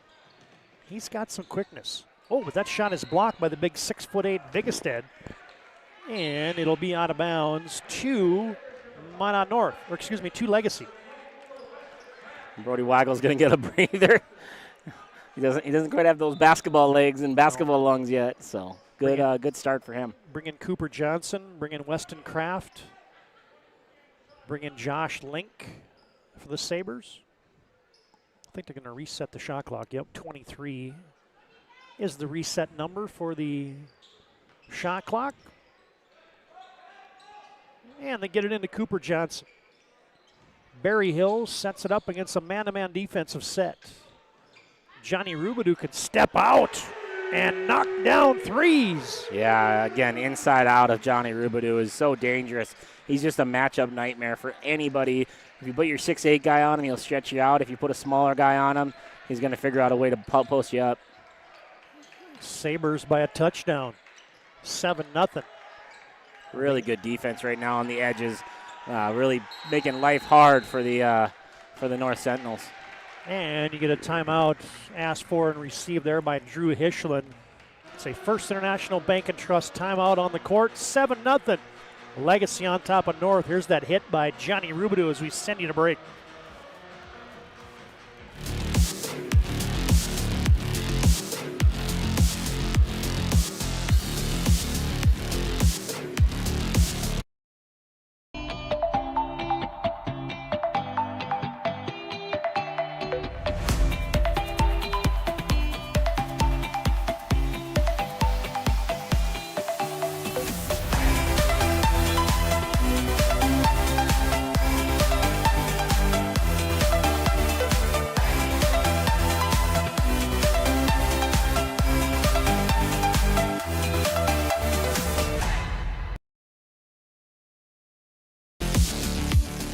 probably have to ask Jonathan Rubidoux if it's okay we call him Johnny Rubidoux. I just kind of rolled that out myself, but. You got a pharmacy going on over here. Well, yeah, we got stuff the going on. The sore throat, the halls, holy. it's a game 1 of the season. Thomas launches from deep. Blickery cranks one up from straight on, misses everything. And the Sentinels haven't found the bottom of the well yet.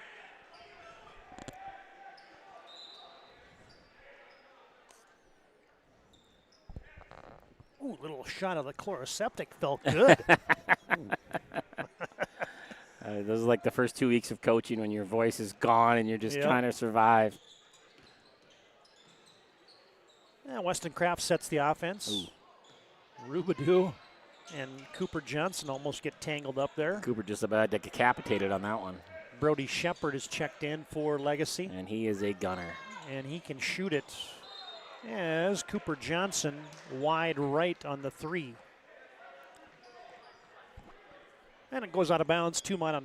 What's more impressive, the start tonight for the Legacy girls or the Legacy boys? They both got out very strong. It was 10-2 in the girls' game. Yeah, definitely. Both teams coming out of the gates in their home opener, home conference opener, playing really hard. I talked to Coach Horner before this, and obviously you never want to lose a game, but playing West Fargo and how physical that team is, I think his team learned a lot about how hard they have to play night in, night out to win basketball games, and he was excited to see how they responded tonight. And you're going to get Blickery to the left elbow. And I wonder, is this going to be a shooting foul as the Zebras confer? Popped him in the face, and they're going to give him a couple. Foul's whistled on Rubidoux. And Blickery breaks the ice for the Sentinels from the Serve Pro stripe. Yeah, Braden, how about the football season for the Sentinels? Went all the way to the state championship game and ran into a buzzsaw against the Devils Lake Firebirds. But Blickery, 40 touchdowns the last 2 seasons he accounted for, rushing and throwing. Yeah, same thing we talked about with Legacy. Can that winning translate to the basketball court, too, with a lot of same players out there? Gets them both from the Serve Pro stripe, does Blickery. Shepard, yes!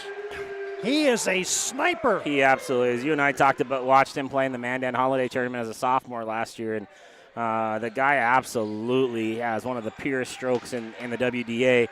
You know, he's going to be that bench roll guy, gunner coming off the bench, but if he gets his opportunities, he's going to make shots. Somehow, Minot North doesn't turn it over. They get it inside to Vigestead.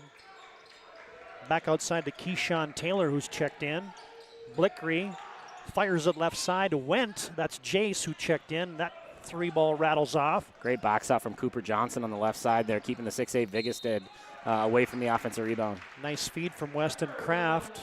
Shepard running the floor, goes to the double pump, and he gets bumped up. Well, here we go. Legacy 10-2. Their start matches the start for the Legacy girls. Coach Petrick and Coach Horner must have relayed some notes before the game or shared the same plan. And Brody Shepard,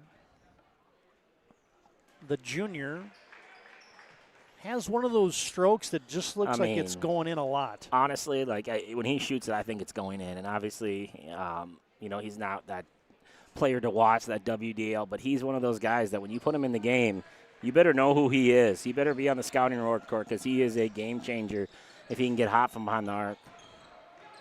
Makes both from the Serve Pro stripe. Blickery in transition, can't hit the 3. Rebound yanked out of there by Griffin Zins, who's on for the white-cladded, shirted Legacy Sabres. Oh, a little scoop to the hoop there for Josh Link. It was short. And he was another kid. He got a little playing time at the end of the year as a freshman for Coach Horner, and he's really developed into a good-looking sophomore out there as well. Link tries to feather it down low to Shepard. Missed the left-hander. Rebound Zins. That might have been blocked by Vigestead. And now Vigestead had it, brought it down, had it taken away. Now it's taken back. It's a 1, 2, 3 car pileup, and it's going to be a jump ball. We are in December basketball, everybody. And that's one of those that you're like, okay, that won't happen in February. Yeah, put that one in the dictionary. You look up December basketball on Wikipedia. There it is. Yeah, that is the final answer right there. When your feet are moving a little faster, or your head's moving a little faster than your feet and hands are. The Zebras get together, and while they do, we can tell you that today's game brought to you in part by BSN. Contact their sales team today for personalized solutions for North Dakota high school and collegiate programs. Local sales pros, Scott Woodmansey, Greg Foster, Naomi Erdahl, Nate Zachman. Take care of the stuff at BSN Sports. I still don't know what the delay is here, but... shot clock issue. Farstead Oil proudly brings you today's game, serving North Dakota, Montana, western Minnesota since 1938. As Josh Myers dribbled it off his Air Jordans. Extra pass to Link. Yes! I really like the way Legacy's playing. They're not like pressing and running and gunning and going crazy. They're just playing extremely hard, and you can see 5 subs coming in for Legacy. They have every intention just to outwork people right now, and it's working. Eli Thomas couldn't finish that one. Rebound to Kraft. And Cooper Johnson had that poked away. Man, I guess that is a line change. Yeah, they're doing it. They are doing it. I mean, you look at this team. Coach Horner's got to have a little grin on his face. He's got Weston Kraft, a sophomore, Cooper Johnson, a sophomore, both playing good minutes so far this game. Josh Link's a sophomore playing. You got Brody Shepard out there, like they're trying to build some depth in this program and trying to develop some young kids while playing hard and win basketball games at the same time. Braxton Ruff tries a baseline dribble drive. Oh, the no look. Rubadoo to Weigel. Weigel's on the scoreboard now, returning the favor of the early pass from Weigel in transition. How about that for your first 2 of the season? Thomas got it in deep. Vigestad, little set shot from the left elbow. That's strong. Rebound to Berryhill.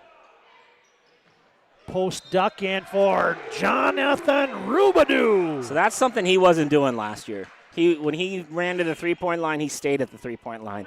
This time he was able to just witness no one really had a mark on him, and he dove it right down the middle of the lane where nobody in the floor can stop him. And just a really good play from Jonathan Rubadoo. We'll figure out if Johnny's okay later. But making a really good basketball play there of diving and not just settling for threes. Can't finish the and one from the serve pro stripe, but Juleson digs out a rebound.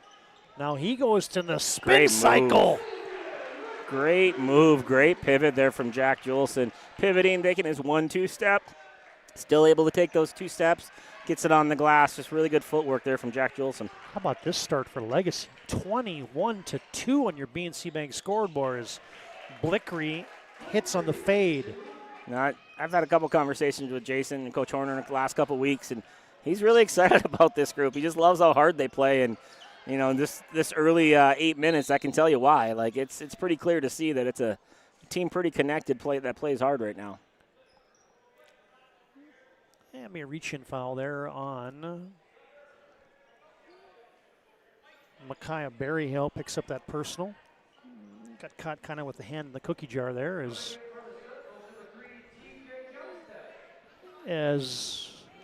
Sentinels will trigger it in from the 28-foot line in front of Legacy bench.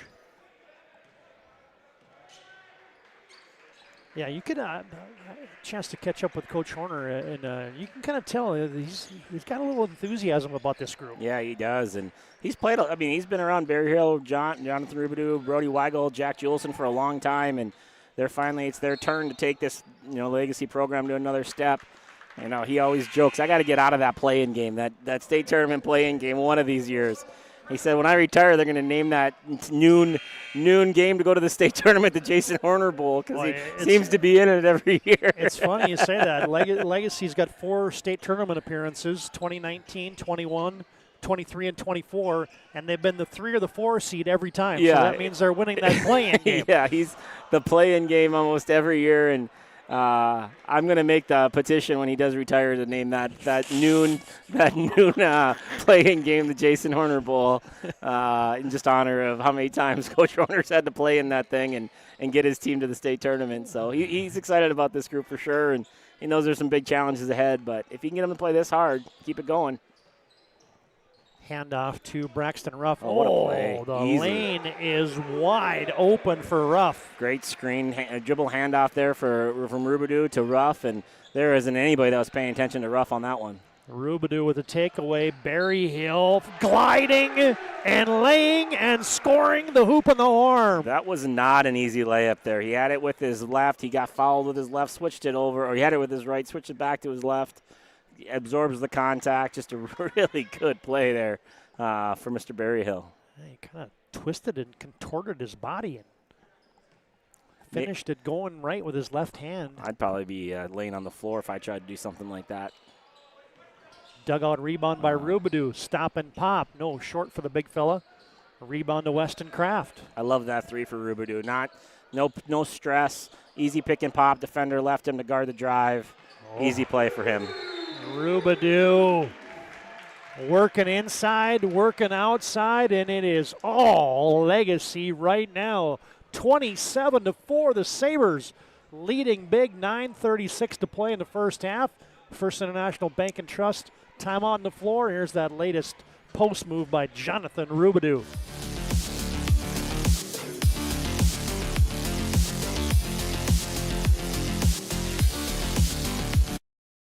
I can't believe I wrecked my car. There's some things in life we can't control. But what's important is how we respond. At Jerome's Collision Center, they provide the highest quality of service, assuring the job gets done stress-free and making it feel like a breath of fresh air. And to give you peace of mind, they handle the insurance. Are you even a therapist? Don't worry about it. Jerome's, they're the experts. Jerome's.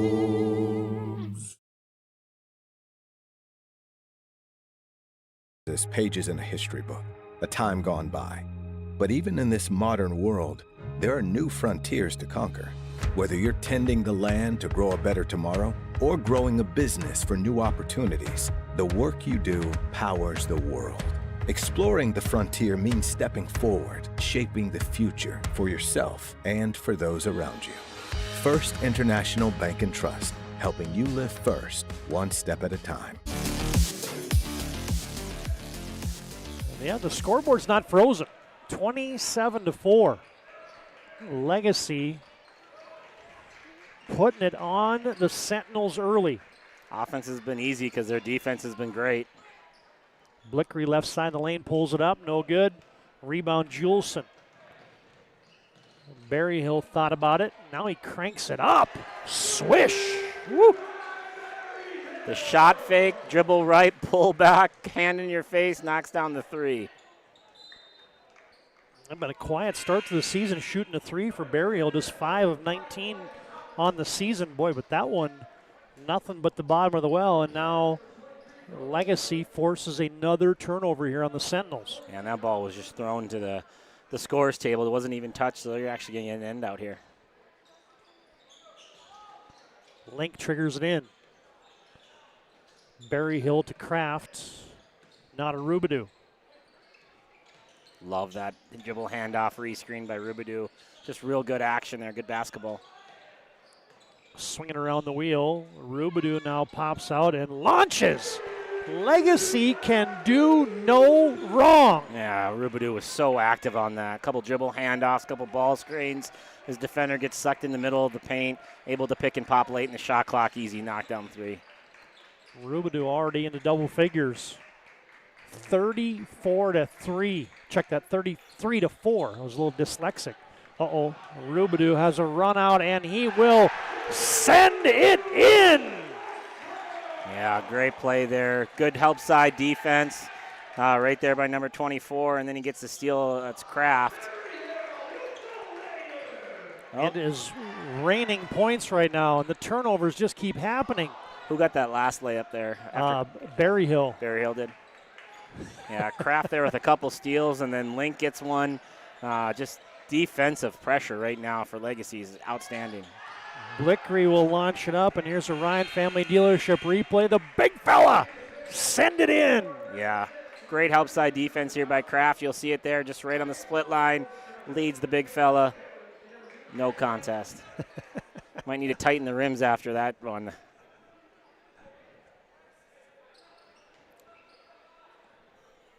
Well, If this thing keeps going like this, we are going to be in a serious running clock situation. You and I might have to have some stories we have to start telling in the second half. Yeah, the last 9 could be interesting. As Legacy. We might hear all about Langdon days. Shepard, as the Sabres are human after all, they finally missed one. Jumstead over the timeline, and he gets a little hand check there from Weston Kraft. And you also get in there for Minot North. You get Keyshawn Taylor back on. You get Jace Wendt back in. You're going to get Aaron Garza checking in. Well, the other guy absent from the lineup tonight for Sentinels is Josiah Jacquinette. As there's a rack attack for Keyshawn Taylor, the sophomore, and he'll be rewarded with a couple free throws. Yeah, good time there. Just 2 back cuts on that play. Able to kind of crack that defense a little bit. 2 executed passes. Going to send them to the free throw line. Only 1 field goal so far in the first 11 minutes of this half for the Sentinels. And to be honest, they haven't got a lot of shots off even. They're really turning the ball over under that Legacy pressure. Yeah, Blickery's got a couple open looks, but other than that, I can't even remember. They just haven't got many looks. They've turned it over before they had the chance. Legacy's really got them sped up here with that sticky pressure man-to-man defense. We can tell you today's game brought to you in part by Minot State University. Be seen, be heard, be you at MSU. And 10 players will help. Throw 10 guys out there. And I love how simple some of their stuff is right now, too. And I know that sounds dumb. Coaches can overcomplicate stuff sometimes. But they got all these sophomores and young guys out there. Just get them to play hard and get them to play fast. And not worry about what set play or what defensive assignment. Just get them to play hard, get them to play fast. And Coach Horner and obviously one of the best assistant coaches in all the state, Jacoby Odegaard. Not Jacoby Odegaard. Jacoby Lloyd. Sorry, Jacoby Odegaard was a former player of mine. Jacoby Lloyd just doing a great job of getting this defense ready to rock. Weigel wants to attack. Jeez. Oh, he's slippery. What a move by Weigel. Dribbling right, spinning back to his left, getting the defender on his back. Elijah Thomas loses the handle, turns into a 3-on-2. Brody Shepard to Weigel. Try to get it back to Shepard, but that is tipped gently out of bounds. It'll be Sabre basketball. 39-4 on your BNC Bank scoreboard. Legacy leads. BNC Bank, your life's busy. They make managing money easy. Locations in North Dakota and Arizona.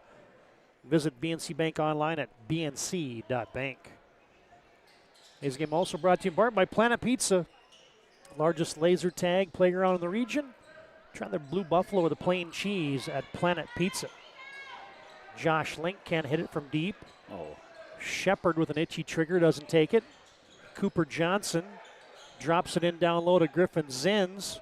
How about this ball movement? It is just rifling around. Yeah, they are very unselfish right now. And now it results in a rebound and a attack for Brody Weigel, and he's hit. Yeah, they are extremely unselfish. They're playing a lot faster than North. And right now they're just getting every loose ball and every opportunity to get their hands on the ball, they are. Legacy 2-1 on the young season as the senior Brody Weigel steps to the stripe. One of the PSP highlights that'll probably go in the PSP Hall of Fame with the game winner last year, the half quarter. Oh, heck yeah. Legacy with an impressive victory out east. A couple of them as they defeated Fargo South and Red River on the road before losing to West Fargo at home. As there's Jelmstead. No, check that. Wendt laying it in for the Sentinels. And they're going to get Keyshawn Taylor. Blocking foul near the timeline. Yeah, the game winner in the opening round of the WDA tournament is Mandan and Legacy in a 4-versus-5 matchup, and that turned into an absolute doozy.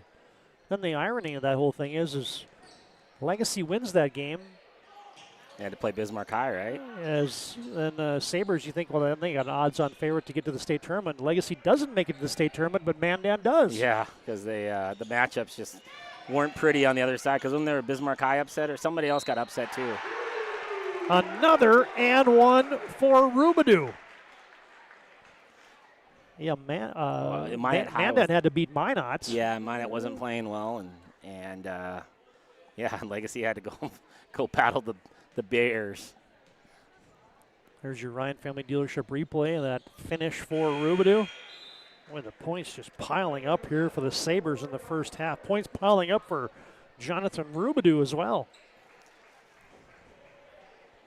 I just like the moxie that Johnny Robidoux is out there on the court with. It just seems like it's amazing how these kids, like you forget that they were 16 years old when we first saw him play, and you're Yeah. like, oh, he's this, he's that, and then all of a sudden now he's an 18-year-old, almost grown man, and is really kind of developed into his own guy and playing with a lot of confidence right now. Yeah, I mean, and John sure had his moments last year, but obviously you had Parker Falcon, a two-time All-Stater, and taking his talents now to Minot State University. Had some other seniors in Berglund, Seibel Fox, and Westgard, but boy, it just seems like whether it's the maturity, whether it's getting a little bit stronger, the confidence level has gone up. I don't know. This more guy, time in the gym, right? More time in the gym. More time in the gym will always give a person confidence.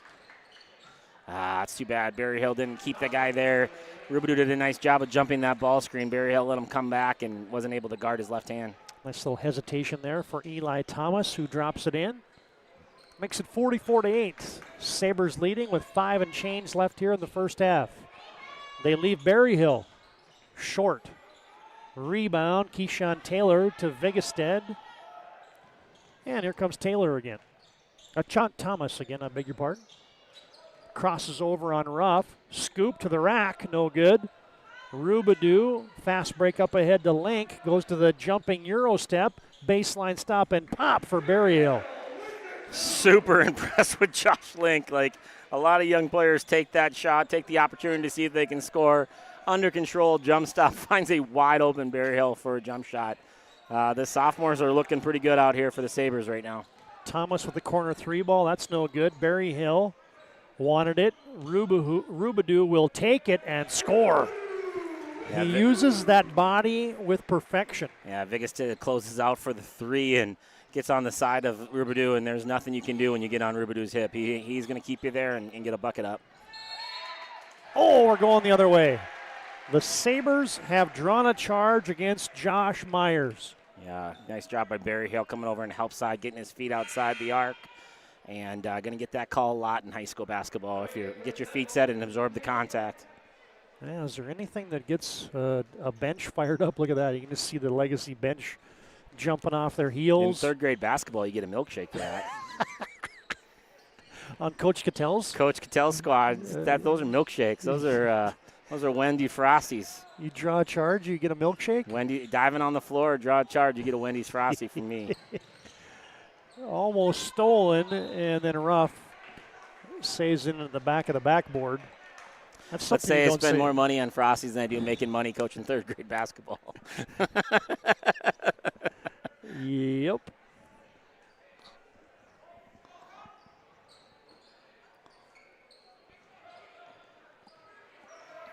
As Taylor sets the offense for the Sentinels. They try to get it inside to Vigestead. Step around for Robidoux. Oh, he had his pocket picked. Nice play by Myers. Yeah, I thought Myers was going to get out of the way there for the train coming down the track. But he did a good job of using his quick hands to get that steal. Went to Jelmstead, the runner, and he kisses it home for TJ Jelmstead. Yeah, it's trying to figure out that Legacy's kind of overplaying that first hand. They're doing a good job of jumping those drives, and now that's two times in a row that North has been able to counter and go to the other hand. Oh, good straight-up defense there by Jace Went. Forces the miss by Link. Sentinels get a stop. Taylor's going to go screen and roll with Vigestead. How about that little hedge there by Robidoux? And they'll do it again. Well, that time Johnny stuck a leg out. Yeah, he's got to get there first to get his feet set to force the player to go around him. Fans, today's game brought to you in part by the UPS store located on South Broadway in Minot. In the Marketplace Foods Plaza, they're there for all your packing and shipping needs. Today's game also brought to you in part by Bones Barbecue Sauce. Perfect on everything from burgers to veggies. Find it at your local grocery store, Cashwise Marketplace, and Family Fare.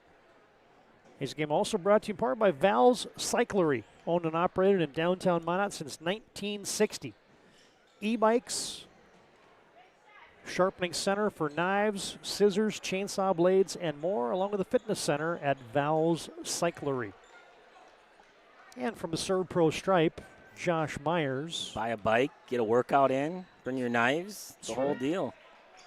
Myers stuck on automatic, cans both from the charity stripe. Legacy 48, Minot North, a dozen. Cooper Johnson to Berryhill. Extra pass. Zins to Ruff. No. I really wanted that one to go in. That was a great play. Very unselfish from all those players, and just weren't able to knock down that top of the key three. Taylor loses the handle. Shepard. Kick out Berryhill. Nope. And Zins. Little contact on the rebound, and we'll go the other way. And that gets a clap from Coach Horner. And you're playing 10 guys. You're not worried about some of those guys getting fouls. Just keep playing hard. Keep going after every board, and good things will happen. And we'll make the long walk to the other end, and Josh Myers will set up shop at the free throw line. Brought to you by Serve Pro, where he just knocked a couple down a moment ago from the Serve Pro charity stripe. And he's at a KC hoop shoot right now. 3 in a row.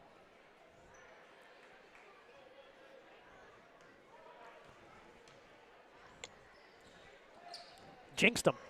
Good to know the December broadcast jinx is still alive. Is still alive. Hand back to Zins. The ball's just not touching the floor. These guys are passing and moving and cutting, and I think there was only one dribble on that whole possession. A good box out there by the Sentinels, but you got to go get the basketball too to complete the box out process. As Ruff short arms that one. Keyshawn Taylor slips through a couple defenders, but here comes Ruff out of the pack. Braxton scoops it up. Oh, and rims off. Almost a kamikaze steal there by Shepard. Extra pass from Myers. Three-pointer for Taylor. Nope. Rebound battle. Won by Griffin Zins. He goes to the Europe. Might have got away with a shuffle of puppies. We haven't had one of those tonight. tonight. Hasn't been a single. That's real? There hasn't been a single travel? What the heck? What happened to the bad fundamentals? December basketball, you'd think there'd be a few. Maybe the refs aren't paying attention tonight. Little ragtag here the last couple minutes. They've been stuck on 48 for a minute. Shepard launches. That's it. Bang! He ain't missing that one.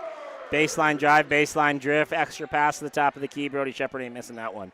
Great play there by the Sabres, and a good extra pass from Weigel. Legacy cracks the 50 mark here in the first half. I might need to start the Shepard fan club because I feel like I'm the guy that's I've been screaming it from the fences for 2 years now since I watched him play in man-to-man. Legacy with another takeaway. Cooper Johnson. Oh, short-armed it.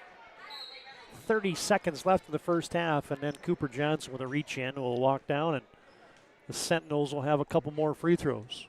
Stay tuned. Our Jerome's Collision Center halftime report comes up next. Jerome's been at that collision repair since 1975. You can call him at 701-852-5126 to schedule your collision repair or other service. Is Josh Myers making some hay here at the free throw line.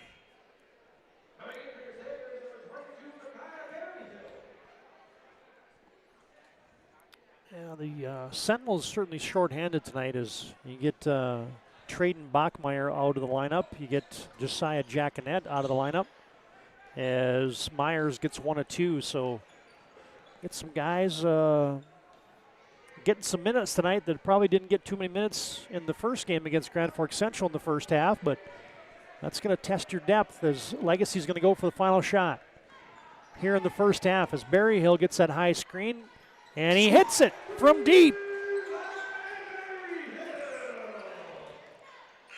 And a three-quarter court shot there, launched up by Jelmstead, is no good. And how about the first half put up by the home-standing Legacy Sabres?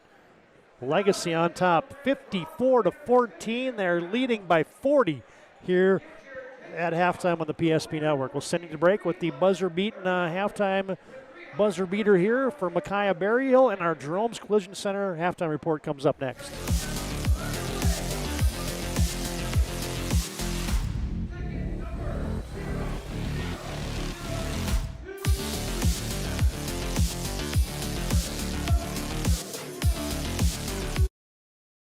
Is proudly brought to you by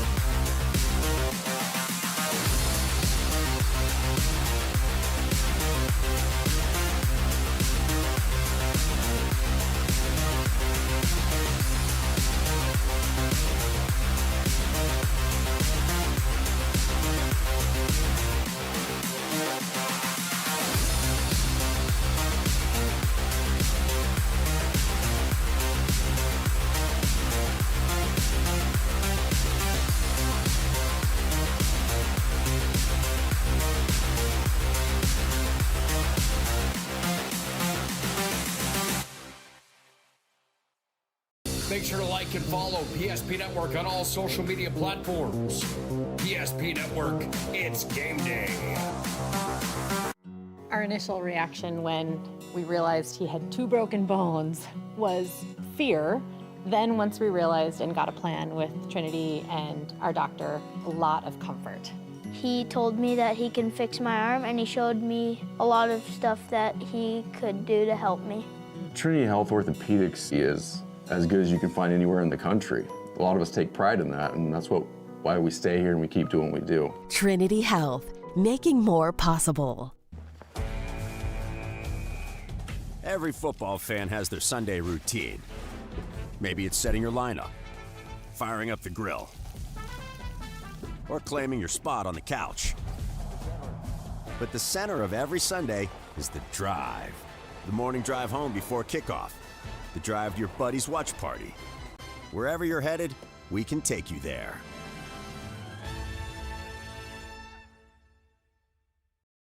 When facing disaster, it's not just the things we lose, but the memories. But there's hope. ServPro, with decades of experience in Minot and Bismarck, is always ready. Our certified professionals don't just restore homes, they rebuild lives. Because to us, you're not just a client, you're family.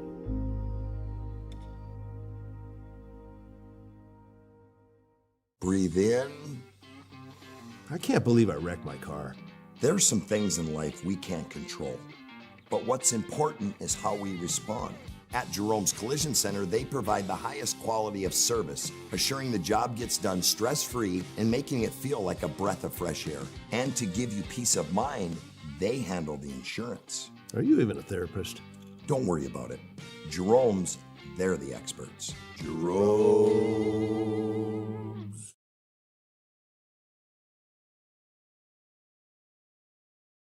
Learned a lot about why local matters. Unlike those guys, we take pride in our work and back our tires with our Plus Plan guarantee to get the most out of your tire's lifespan. Are the tires the same size on all the sides? We strive to provide great value to our guests and lowest prices guaranteed. That's not good. Stop at a trusted tire and auto and get a set of tires from people you know and trust, and will even match those guys.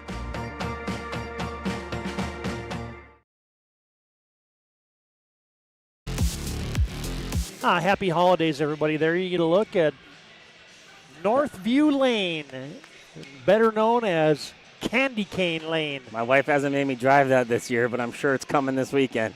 You know what, I was getting this put together, apologies for the video quality. I don't know, hanging your phone out the window, recording this, going down Candy Cane Lane. It just didn't turn out as good as I expected, but it still looks pretty good. But anyway. Nobody called the Bismarck PD on that's right, Todd Domers. And, you know, there's a lot of folks that just park and walk up and down Candy Cane Lane. I've always driven it.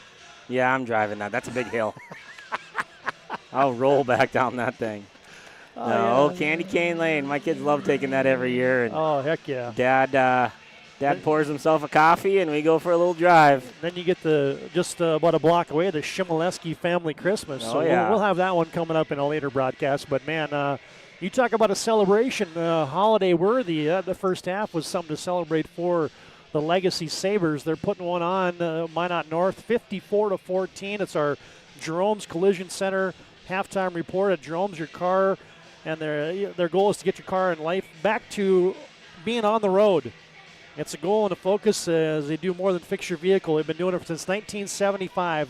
701-852-5126. Schedule your collision repair or other service at Jerome's Collision Center. And, the start was impressive. The middle was impressive. The end was impressive. That was just, I just can't get past the ball movement. That was probably the most impressive thing for me for Legacy in the first half. I kind of got mesmerized for a little bit. I'm like, have they even dribbled yet this position? Once they got past the volleyball line, the ball was never sticky. If it was dribbled for the purpose. So, like, sometimes you see teams catch it and start dribbling right away. This team was catching it in stance, looking at the hoop, finding open players, getting the ball into the middle of that motion with Rubidoux, coming off of dribble handoffs, and then just the ball was never sticky. And just a very, very impressive first half from all 10 players that got on the floor there for the Legacy Sabres. All right, Joe, let's run through those Jerome's Collision Center halftime numbers, and I'll roll a few game highlights here from the first half as Legacy leads by 40. Yeah, Minot North Sentinels, they scored 14 points in the first half. They're down 40. They only had 4 made field goals in the first half, or 5 for 10 from the free throw line, did not make a 3. Josh Meyer and Braden Blickery lead the Sentinels with 4 points apiece. Thomas, Jelmstead, and Wendt all have 2 for a total of 14 points. For the Legacy Sabres, they had 9 players in scoring, or 7 of the 9 players in scoring. They knocked down 7 3-pointers and were 5 for 6 from the free throw line. They were led in scoring by 19 first half points for senior Jonathan Rubidoux. They got 12 points out of senior Micaiah Blickery. He knocked down 2 3-pointers there in the first half. 8 points coming from Brody Shepard, knocking down 2 3-pointers. They got 6 points out of Brody Weigel in his first game back from the ankle injury suffered in football. 4 points for Jack Juleson, 3 from Josh Link, and 2 for Braxton Ruff. Again, 7 made 3-pointers in the first half, 5 for 6 from the free throw line, and they hold a commanding 40-point lead. Yeah, and I'm just running these highlights here. It was a highlight reel in that first half for Legacy. You had and ones, you had threes, you had transition opportunities, and just how about the spin cycle there for Jack Juleson? Yeah, it was something else. And tone was set early by those guys. I couldn't believe how hard they played. They played hard. They played fast. They felt like when they had the ball there and that speed that's like 2 times more than the other team, and just really impressive way to get this, Coach Horner getting this team to bounce back after a tough West Fargo loss and getting them back into the lab a little bit and getting them to play just a big step harder. Now we'll come back with our second half. Thanks to Jerome's Collision Center for bringing you our halftime report. Legacy on top big here at the break. Second half action comes up next here on the PSP Network.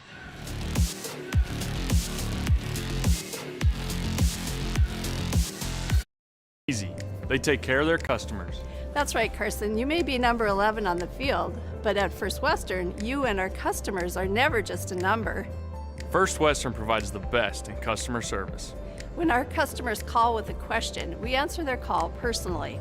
Now that's pro-level service. Thanks, Carson. Professional, friendly, full-service banking is what you can count on at First Western. First Western, you can bank on us.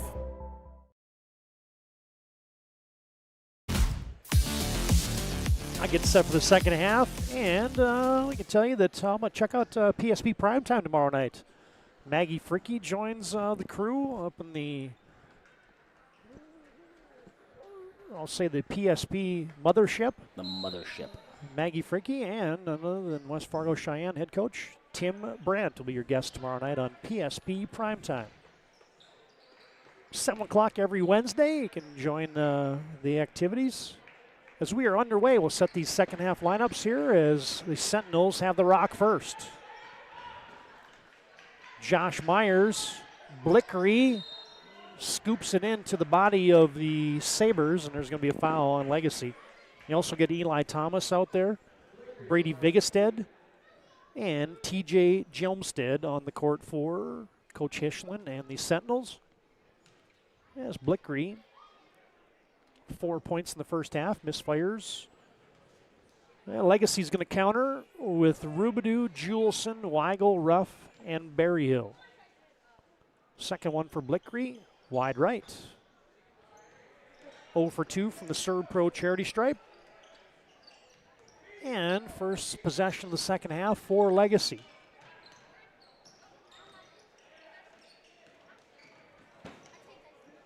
Oh, a little backdoor for Berryhill. Yeah, what a great backdoor. Moving without the basketball. Berryhill keeps the scoring going with his 14th bucket. Easy one there on the baseline.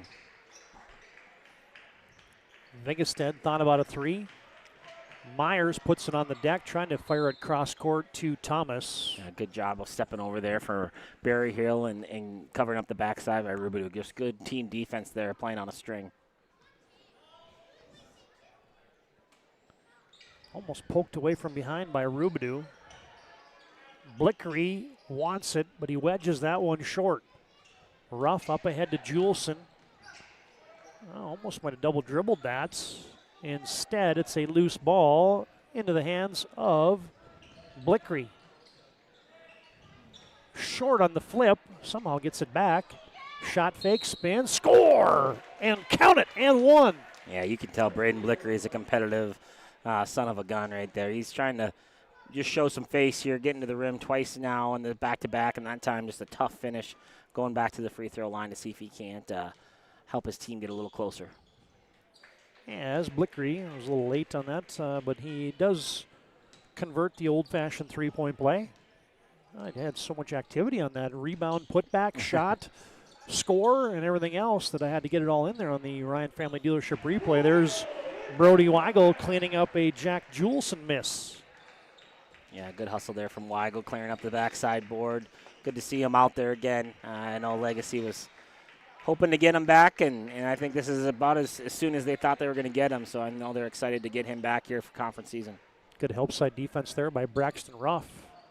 Takes it away for Legacy.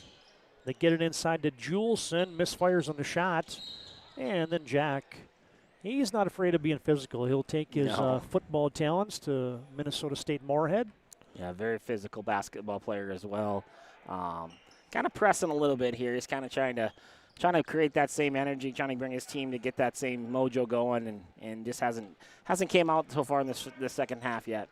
Yeah, Juleson has improved that three-point shot from a season ago. 6 of 15 on the season now. Oh, got a sink there. As Eli Thomas skipped through the defense, couldn't finish it. Yeah, Eli did a good job of drawing, too, there. Had an open guy on the backside, just wasn't able to find him. Rubidoux, a man amongst boys. Good job there from Rubidoux, just understanding who he's on the floor with. Gets a rebound above his head, comes down to his feet, gathers, gets to his pivot, and makes the easy layup. Doesn't force a quick one. Blickery shot faking and creating space. Doesn't hit it, but Berryhill That is one of those foul calls that if there was one pet peeve that I ever had playing basketball, it was that guy that would tip you on the bottom of the elbow when you were letting that shot go. Yeah, just got a little too close, and that elbow is part of that shot, and it's the pointer, right? It's the aimer, and Berryhill thought he got away with it, but was caught by the lead official there on the baseline. And veteran official down there. Exactly. That is one of those calls that it's so subtle. You know what I mean? That it's not like a bunch of contact, but and for a ref crew too, that's the hardest part to find that one because you're blocked as the C, you're blocked on this short side, and the other side's not watching that. So you need your help from your baseline official on that one because he's kind of the only one that has a clear view.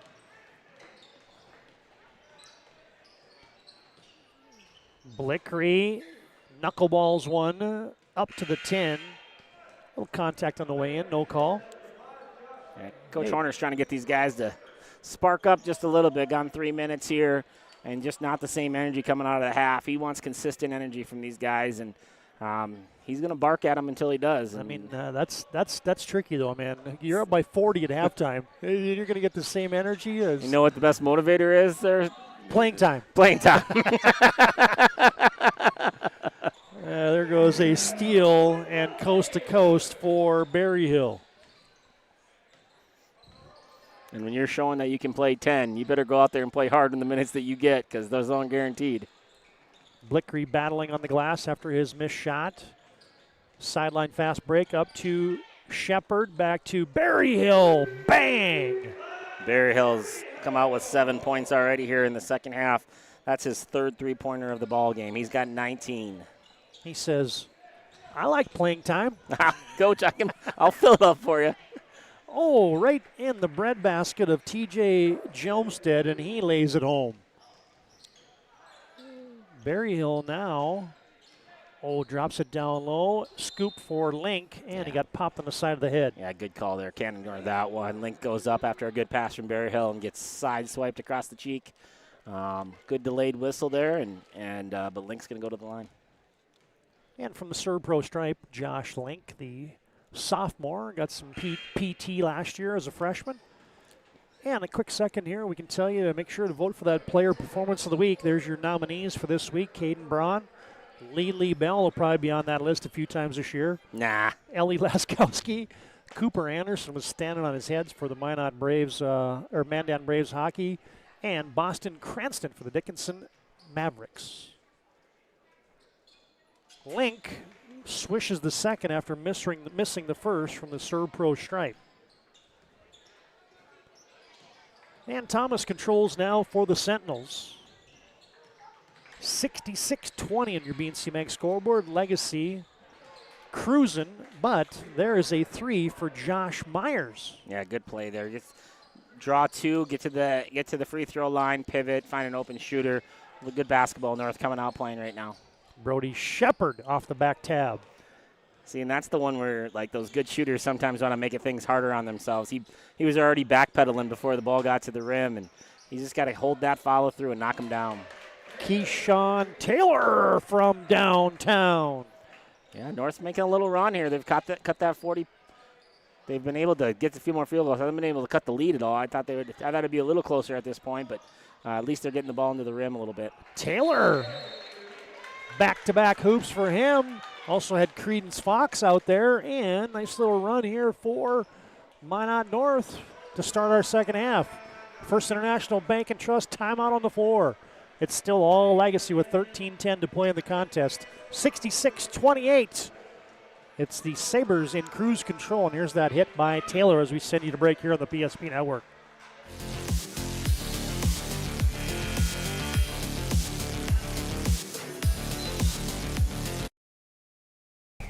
Every football fan has their Sunday routine. Maybe it's setting your lineup, firing up the grill, or claiming your spot on the couch. But the center of every Sunday is the drive. The morning drive home before kickoff. The drive to your buddy's watch party. Wherever you're headed, we can take you there.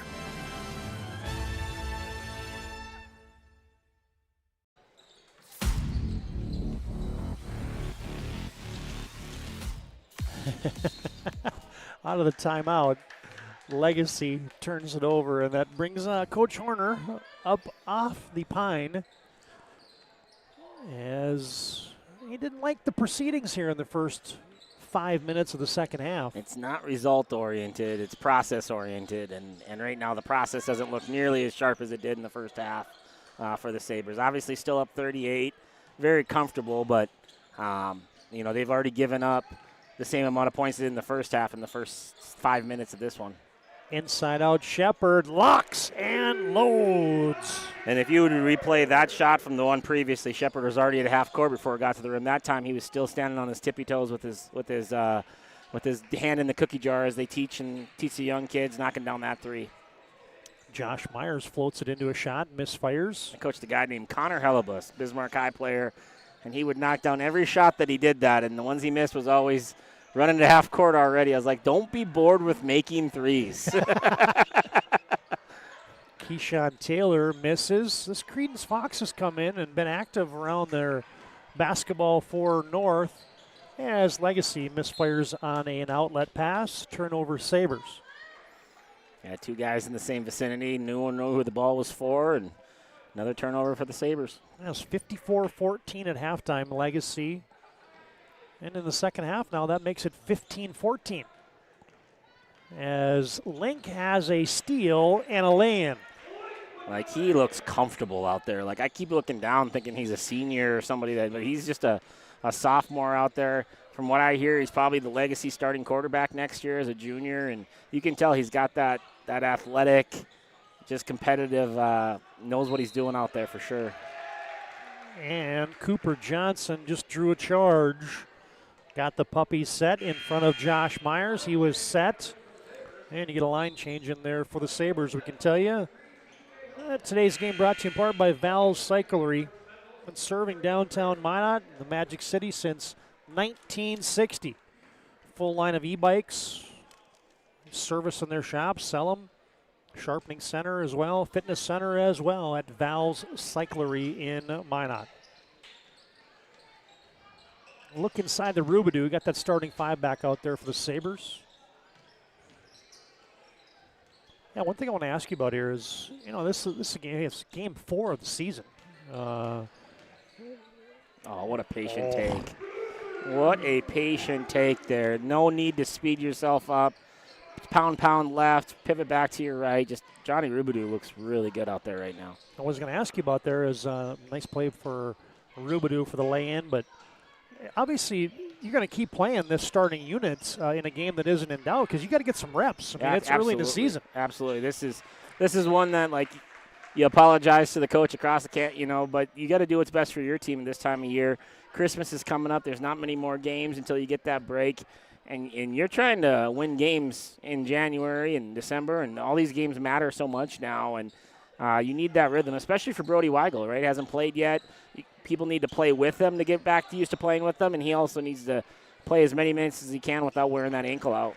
Oh, unselfish play there by Rubidoux. Could have shot that. Kind of got double teamed. Leaves it off for Braxton Ruff, who's got his second field goal tonight. Yeah, when Legacy shares the ball, they have been unstoppable tonight. It's kind of when they get dribble happy and head down that they've had their issues on offense, but hasn't been many. Taylor dissecting. Leaves it off for Wendt. Shot fake. Defense flies by. Puts it up. No good. Rebound Berryhill. It's a 5-on-4 power play for the Sabres. Sentinels get back quickly. Handoff Weigel goes screen and roll with Rubidoux. He ducks in. Lays it up. Nope, but he got hit. There's that ball movement again. It's just they're playing with a purpose tonight. Yeah, one thing to keep an eye on, I don't know if you'll see it tonight, but by the end of the year, I guarantee you Rubidoux will keep that handoff. He's pounding it one time, going to Weigel.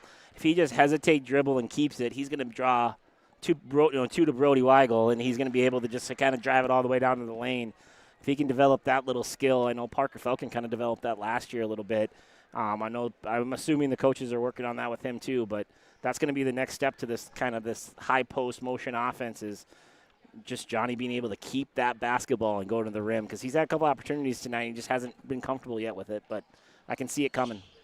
Rubidoux gets 1 and 2 from the Serve Pro charity stripe, but they got 24/7 emergency service at Serve Pro. Get another little mini line change in there.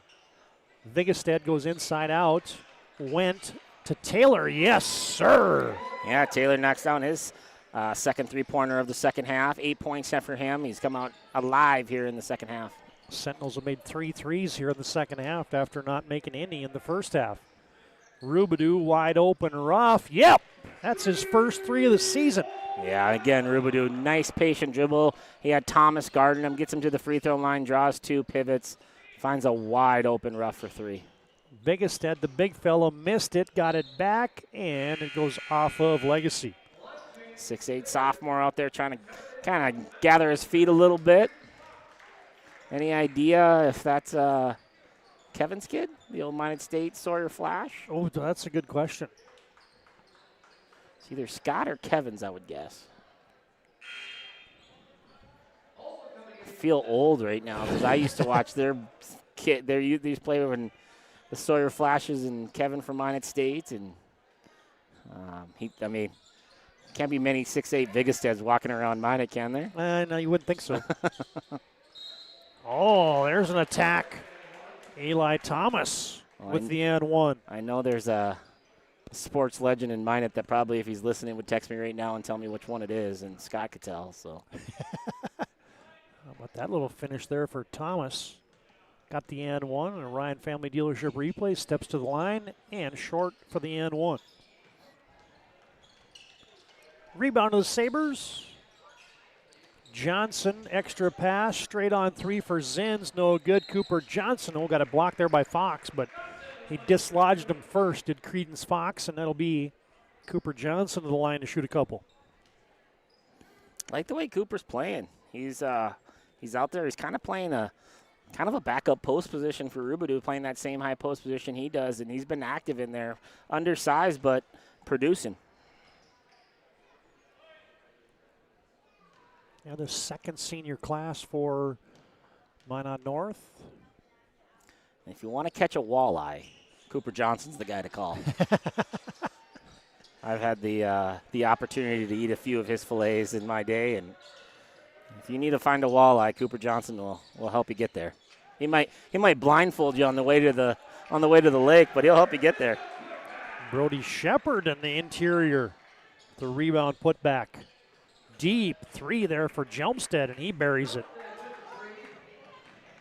Minot North is just a lot more comfortable catching and passing this half than they were in the first half.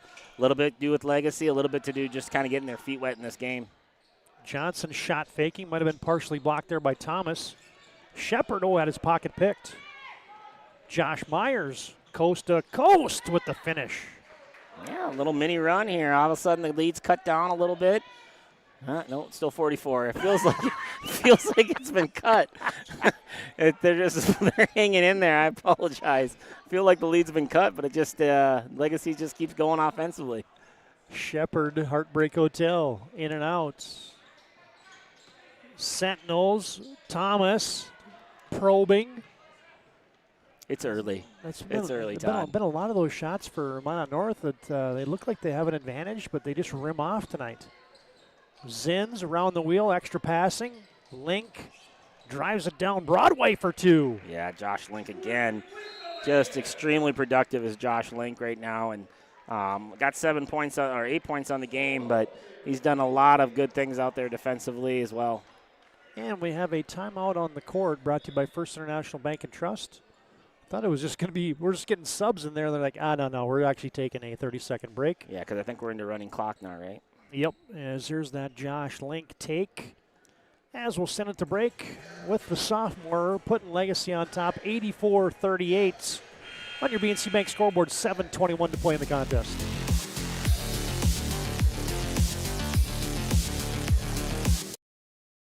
And invested wisely. Whether it's paying for a child's education, taking the family trip you've dreamed of, giving back to the community, or funding a confident retirement, we can help you reach your goals. We are passionate about helping you make smart decisions about your spending and saving so you can feel confident about the future while enjoying life today. Together, we can design a personalized plan that takes into account your short and long-term needs and wants, but is flexible enough.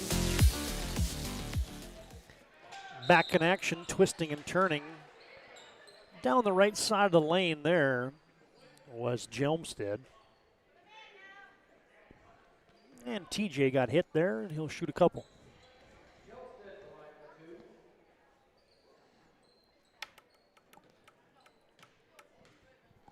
Yeah, Legacy tonight, although it's calmed down a little bit in the second half, man, that first half, they were playing hard. They were moving the basketball. That inside-outside game was clicking as Jelmstad gets 1 of 2. Yeah, it just definitely came out in the second half a little flat. Offensively, they've still been, extremely good. They already got 84 points on the board. The offensive side has not slowed down at all for them. Just a little bit more of the defensive intensity and, laying back just a little bit, but right into the affair. Firing it up for 3 was Jackson Jordan. And Legacy was out of bounds. Or actually, Minot North was out of bounds. Sabres retain possession. You see a new player in here, number 25, James Erickson. He also had, he's a junior, Erickson, the 6'1", 11th grader, and Jackson Jordan, the 6-foot junior. Legacy going deep into the bench here. Jackson Jordan, another one of those snipers that he actually got some playing time last year in the WDA when they needed to make some threes. He was inserted into the game to see if he could give them a spark. Losing the handle there was Jordan. And Keyshawn Taylor gets bodied up there. Actually, they snuck somebody in there in the roster. I don't have number 11 on mine. You got the official one? Yeah, I got one right here. Yep. Number 11, Aiden Schmidt. Aiden Schmidt, number 11. That is just operator on my part. How do you skip Aiden Schmidt? Aiden Schmidt, another junior. Keyshawn Taylor gets 1 of 2 from the stripe for Minot North. And it's a 44-point contest. 40-point lead at halftime for Legacy. Sabres going to move to 3-1 in the campaign. I think we're into running time now, so you'll see ball move quite a bit. Knocking it down from deep is James Erickson. And he's going to get a technical for his extracurriculars after the 3. And Coach Horner's pretty old school. You might even get a look at it here on the Ryan Family Dealership replay. No, not really. Coach Horner is pretty old school. You're not going to do that in a 40-point game and stay in the ball game. So here comes Cooper Johnson back in. He knocks down a 3 and gets yanked. It's just one of those things. If you coach long enough, you're on both sides of the scoreboard, and you never want to be that guy that, as a coach, that puts in a bench guy like that, and then it ends up embarrassing you a little bit. So lesson learned for the junior, and hopefully that doesn't happen again. I guarantee you he won't do that again. Best motivator. The padded seats right next to the coaches. He's thinking about that right now. Why did I do that? Man, I had 5 minutes of PT that I was going to get. That's almost 6 minutes, and now I gotta think about it here for a couple. Legacy's cranked up the man-to-man on that possession. It results in a turnover as Thomas had it slip through his fingertips out of bounds to Legacy. Now these two teams back in action later this week. We'll have Legacy at St. Mary's on Friday night. They're going to get a charge. Ethan Geffrey bulldozes over the defense. And you get Minot North at Dickinson on Friday night. We'll have that one on the PSP network. Just so my stat sheet's correct, they make one of the 2 technical free throws or no? Yep, Jelmstad got 1 of 2. Jelmstad got 1 of 2. Yep. Cranking up the 3 ball. Oh, it went off the shot clock. They're not going to count it, as Josh Myers says, what the world happened there? And Minor, stay tuned. Our planning team financial advisor, Shots Crossroads postgame show comes up. It'll be quick because that 4:46 and counting will just keep running here. Yeah, should. Running clock provision up 30 in the second half with less than 9 minutes to play. As Schmidt kept the bounce alive, went to the left, and he'll go to the Serve Pro stripe. Unless you call fouls, it stops for free throws.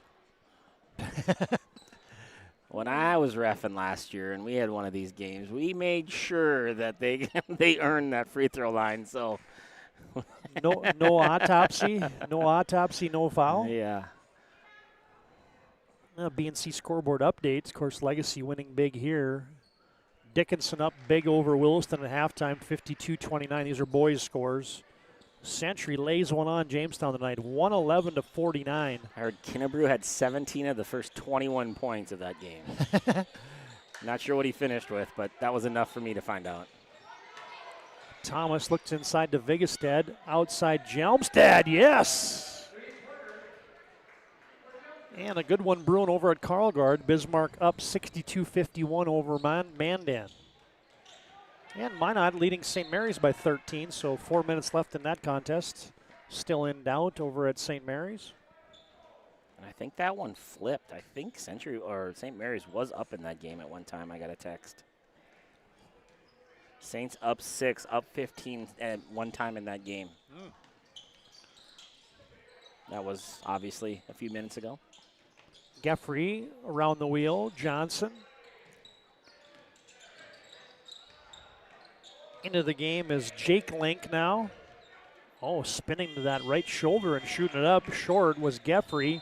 Rebound. Count it. Aiden Schmidt.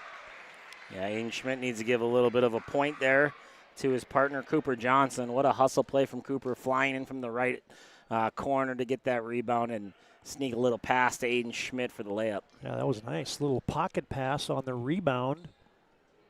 Johnson got it to Schmidt, and he cans the old-fashioned three-point play from the ServPro stripe. Legacy closing in on the century mark tonight. Yeah, offensively they've had zero issue. Defensively they were as good of a performance as I've seen in a long time in that first half. Yes, Creedon Fox couldn't hit the three, but there's Vigestead planting himself on the weak side carom, and he collects it. And he got bumped up. He'll shoot a couple.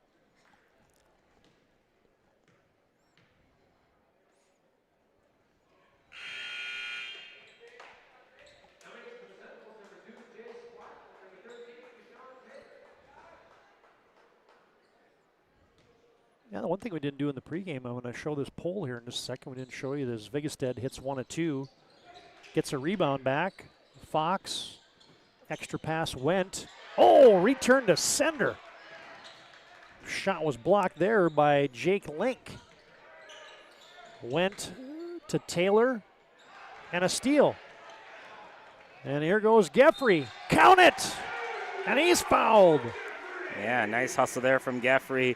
Great play by Link on the other side of the floor. Both juniors producing here a little bit, making some plays, getting some energy going. Yeah, Geffrey got hit hard there by Fox. Finished it. Has a chance for the N1. Ethan Geffrey, the 5'11 junior. Nope, couldn't hit it. Vigestead rebounds. A little stop and go. Move. After seeing a play like that, I kind of wonder myself, what do you think the practices are like when you when you get the second unit out here that's physical and aggressive just like as that? Physical and strong, yeah. And you get the first 5 or 6 or 7 out there. You get the bottom 5 or 6 or 7 out there playing hard like this. And you get a foul like that for Jackson Jordan. I bet you it's coming. Coach Horner's been known to have those closed doors, no foul called practices. So maybe it's a consistent thing for this team, and they've bought into it, obviously. Well, look at that. The Gremlins have crept back in as the scoreboard was just fantastic the entire evening. And all of a sudden, the final 2:30. We're froze. It decided to take a break. It was tired. So we'll just keep you updating you on that. It's 93-46 right now as Geffrey heating up. Yeah, good ball movement again for the Sabres. Ball not getting sticky, ball going from corner to top. They've knocked that three-pointer down quite a few times tonight. That extra pass hockey assist. I decided to talk bad about the scoreboard for a second. Now it's back on. It's back. She's back. Now it's taking a break again. It's just one of those things. Happens some nights as Legacy is up by 50. Only question is, will they crack 100 tonight? Cooper Johnson. Geffrey feeling it. Rebound Vigestead. Quick sideline run out. Taylor slips through the defense. Fox thought about it. Jelmstead wants it. Jelmstead's got it. Yeah, nice jumper there from Jelmstead.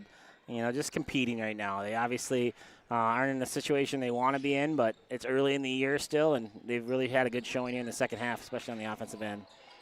Oh, climbing the ladder is Geffrey. He's been active. Gets it off to Jake Link. Aiden Schmidt. Yes! And you're going to get a whistle here just to get a couple subs in here. 1 minute left. Going to get Gage Hill in there and William Hannon for Minot North. 1:06 to play. Is Legacy just going to dribble it out, or are they going to let him try to get 100? I've seen it play out both ways. Coach will be just get over the timeline, just dribble, take a shot clock violation. Oh, we're not wasting any time. The microwave. William Hannon comes in. Nope, check that. That was Gage Hill. Grinding it up. Oh, you get a post up. Oh, no. And that will end the 100 century mark challenge. Went off the wickets. Oh, if they get it in quick, they're still going to have to shoot it before the shot clock runs out. And nope. Yeah, Close. Oh, it's going to be close. Coach Horner's not saying put the brakes on.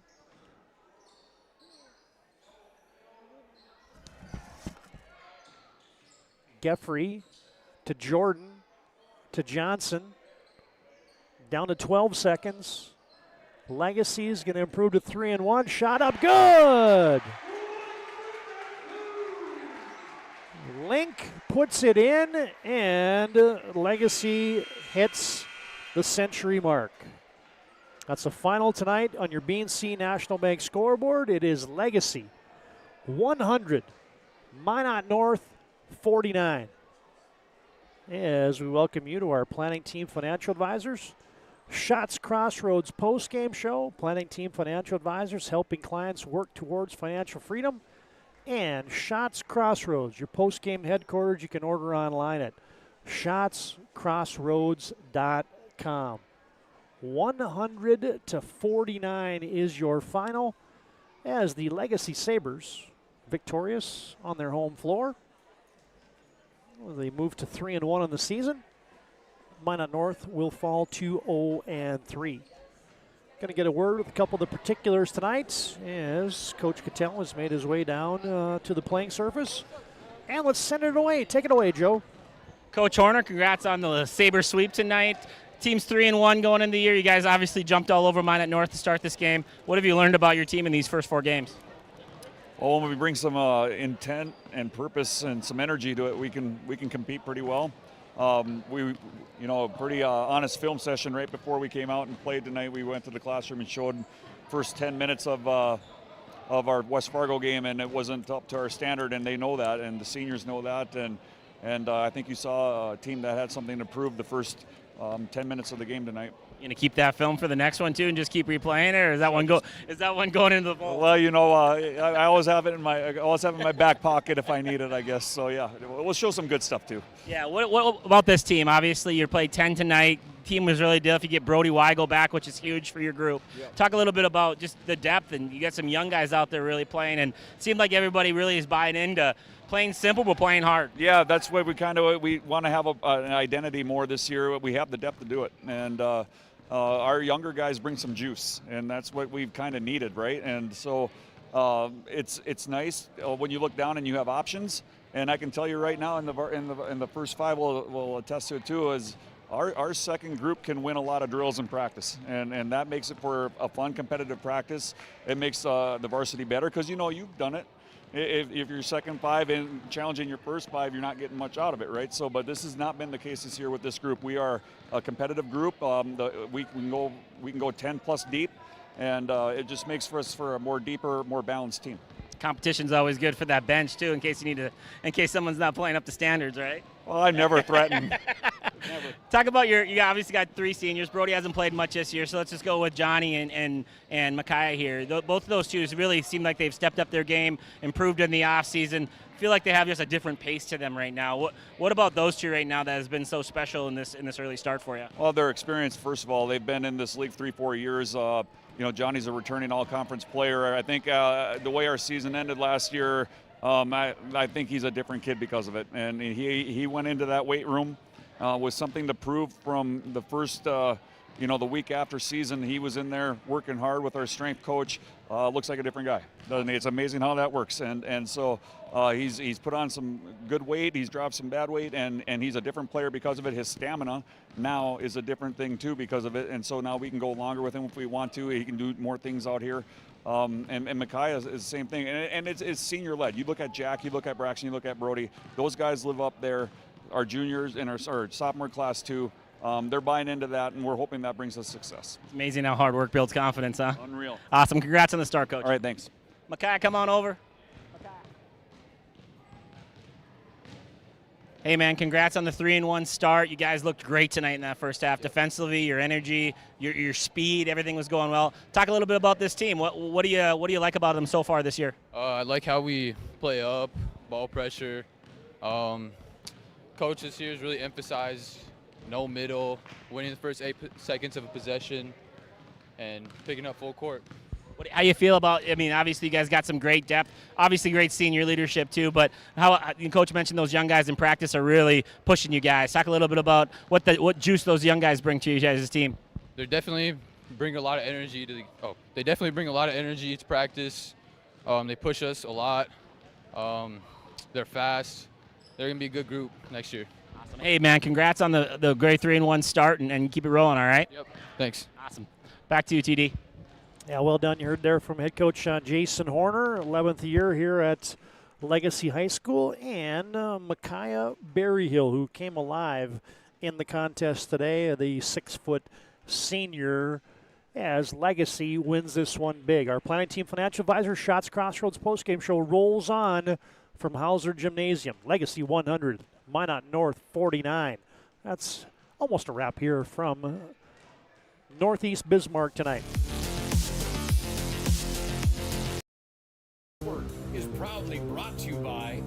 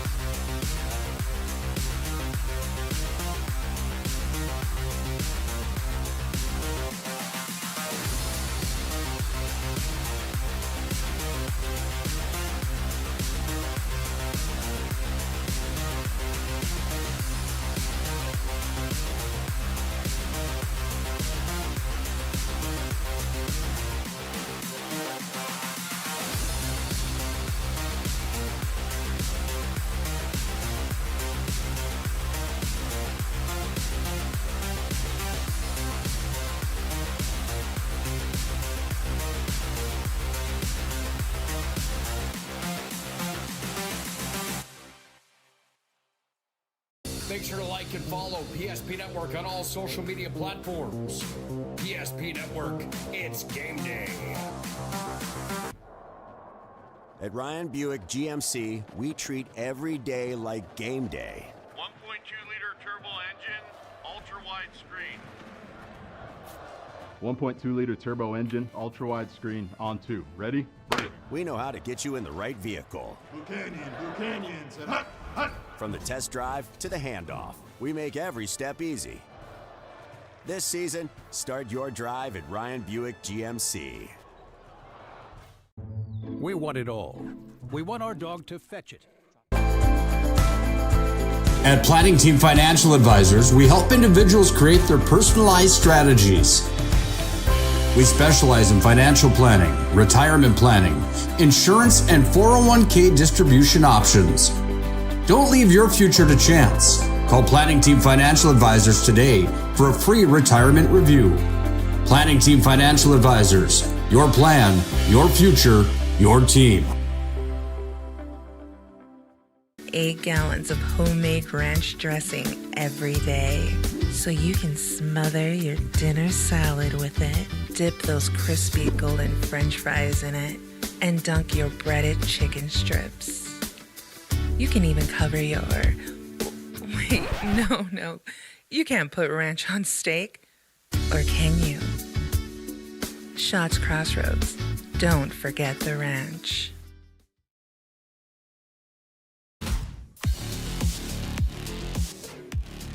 Legacy wins big in our boys contest tonight. WDA final score from Hauser Gymnasium, 100-49. Legacy improves to 3-1 in the season. Minot North falls to 0-3. It's our Planning Team Financial Advisor Shots Crossroads post-game show. Planning Team Financial Advisors, full-service financial plan for your farm or business succession. They're here to help you work towards achieving your financial goals. Visit them online at planningteam.com. And Shots Crossroads, famous menu that includes the delicious 99. Order online at shotscrossroads.com. Team buses are always welcome. All right, a couple things to take care of here, Joe. Let's run through those final game numbers, and I'll roll some post-game highlights tonight here on our Planning Team Financial Advisors Shots Crossroads post-game show. Yeah, like you mentioned, the final score, 100 points for Legacy Sabres to 49 to the Minot North Sentinels. Second half was a little bit better than the first, obviously. 46-35 was the difference in the second half, so much better offensive input or output for the Sentinels in the second half. They were led tonight in scoring by 15 points from TJ Jelmstead, 13 of those points, including 3 3-pointers in the second half for TJ. 8 points apiece for Taylor and Blickery. They got 4 points out of both they got 9 points out of Josh Meyer, Elijah Thomas with 4,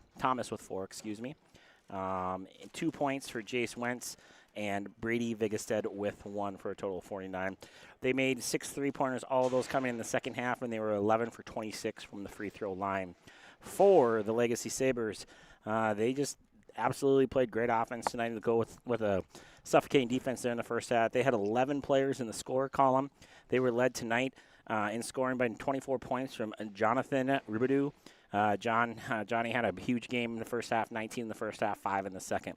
19 from Micaiah Berryhill, including 3 3-point buckets. Micaiah had a very nice ball game as well. 13 from Brody Shepard, knocking down 3 3-pointers. 8 points for Josh Link, 8 points for Brody Weigel in his return from the injury from the football season. Braxton Ruff added 7. 6 points for Aiden Schmidt. 5 points for Ethan Greff. Let's see who else we got here. 4 points for Jack Juleson. 3 points for James Erickson. 2 points for Jake Link, and 1 point for Cooper Johnson. They made 12 3-pointers in this ball game, 7 of those coming in the first half, 5 in the second, and they were 9 for 13 from the free throw line. So absolutely dominating effort tonight for the Legacy Sabres. Defensively, they were just outstanding in the first half, and they showed a lot of things tonight, to me at least, and maybe to you as well, with their depth and their just competitive fire for sure. Yeah, a lot to like about that.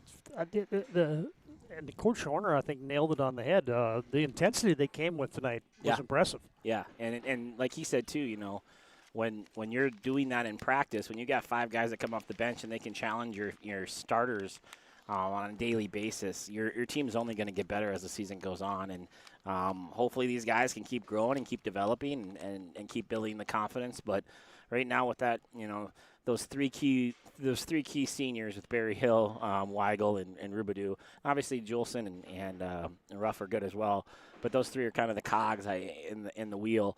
And then you add that fierce bench that can score and can keep that defensive intensity up. Legacy Sabres. You better show up to play them. You better show up to play them because you're not going to just walk into this gym or any gym and win because of the name on your chest. That's for sure. Yeah, Legacy, the number 5 pick by the coaches and by the Hoopster. Looking all that here early in the season with a nice 3-1 start, 1-0 in conference play. As it's time now for our move of the game. Brought to you tonight by Spas, etc. Time to bring a spa to your home. Stop in at Spas, etc. Find a massive inventory and a sales team. They help you find the perfect spa, sauna, or game for your rec room. It's Spas, etc. It's the Spas, etc. move of the game. And, it happened about midway through that first half. And the big fella, with a little two-hand, send it in. Yeah, great play there. Good split-line defense. Gets the steal. Throws the lead pass up to Rubidoux. And custodians might have to tighten that rim after this one because that thing was a bulldozer of a dunk. Kind of gathered it with that one hand, went up and threw it down with the two hands. There's your Spas, etc. move of the game tonight, the two-handed flush for John Rubidoux.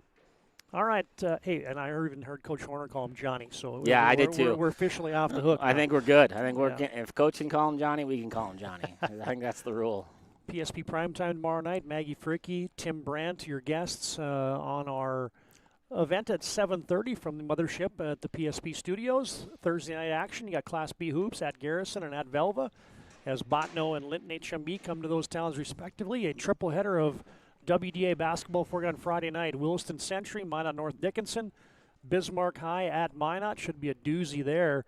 Got boys hockey on Friday night as well. Minot and Century do battle, and the semifinals of the Our Redeemers tournament. And then Saturday, we conclude the week with third place and championship from Our Redeemers in that boys hoops early season tournament. All right, fans, last thing for us. It's our MVP of the contest brought to you by Sport Clips. You keep you looking your best. Check in online with a hairstylist today at sportclips.com. And hey, man, it took something special to wiggle this thing away from Jonathan Rubidoux. But, Barry Hill, I liked his game tonight. Yeah, and he's so important and off the ball screen and moving the ball. Obviously, you could have picked either one of those two guys.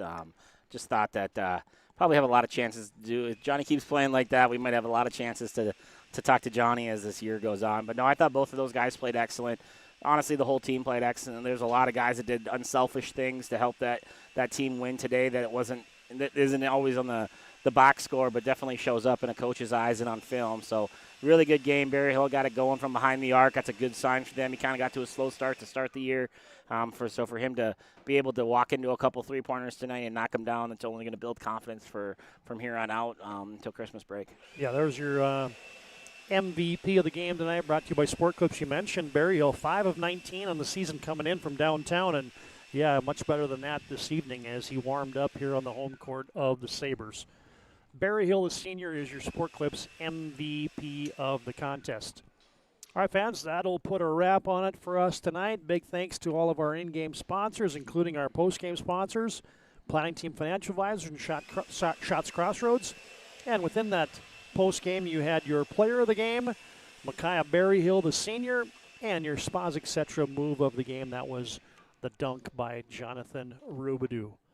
All right, great job with the team tonight. For our camera operator, producer tonight, Aaron Wald and Joe Cattell. Todd Domrey's repeating your final scores. It's a legacy sweep tonight. Girls take care of business, 73-52 in our opener, and the boys win big, 100-49. There's your finals tonight in WDA girls and boys basketball. Thanks for joining us, fans, and until next time, so long from Hausler Gymnasium in Northeast Bismarck. This is WDA Basketball on the PSP Network.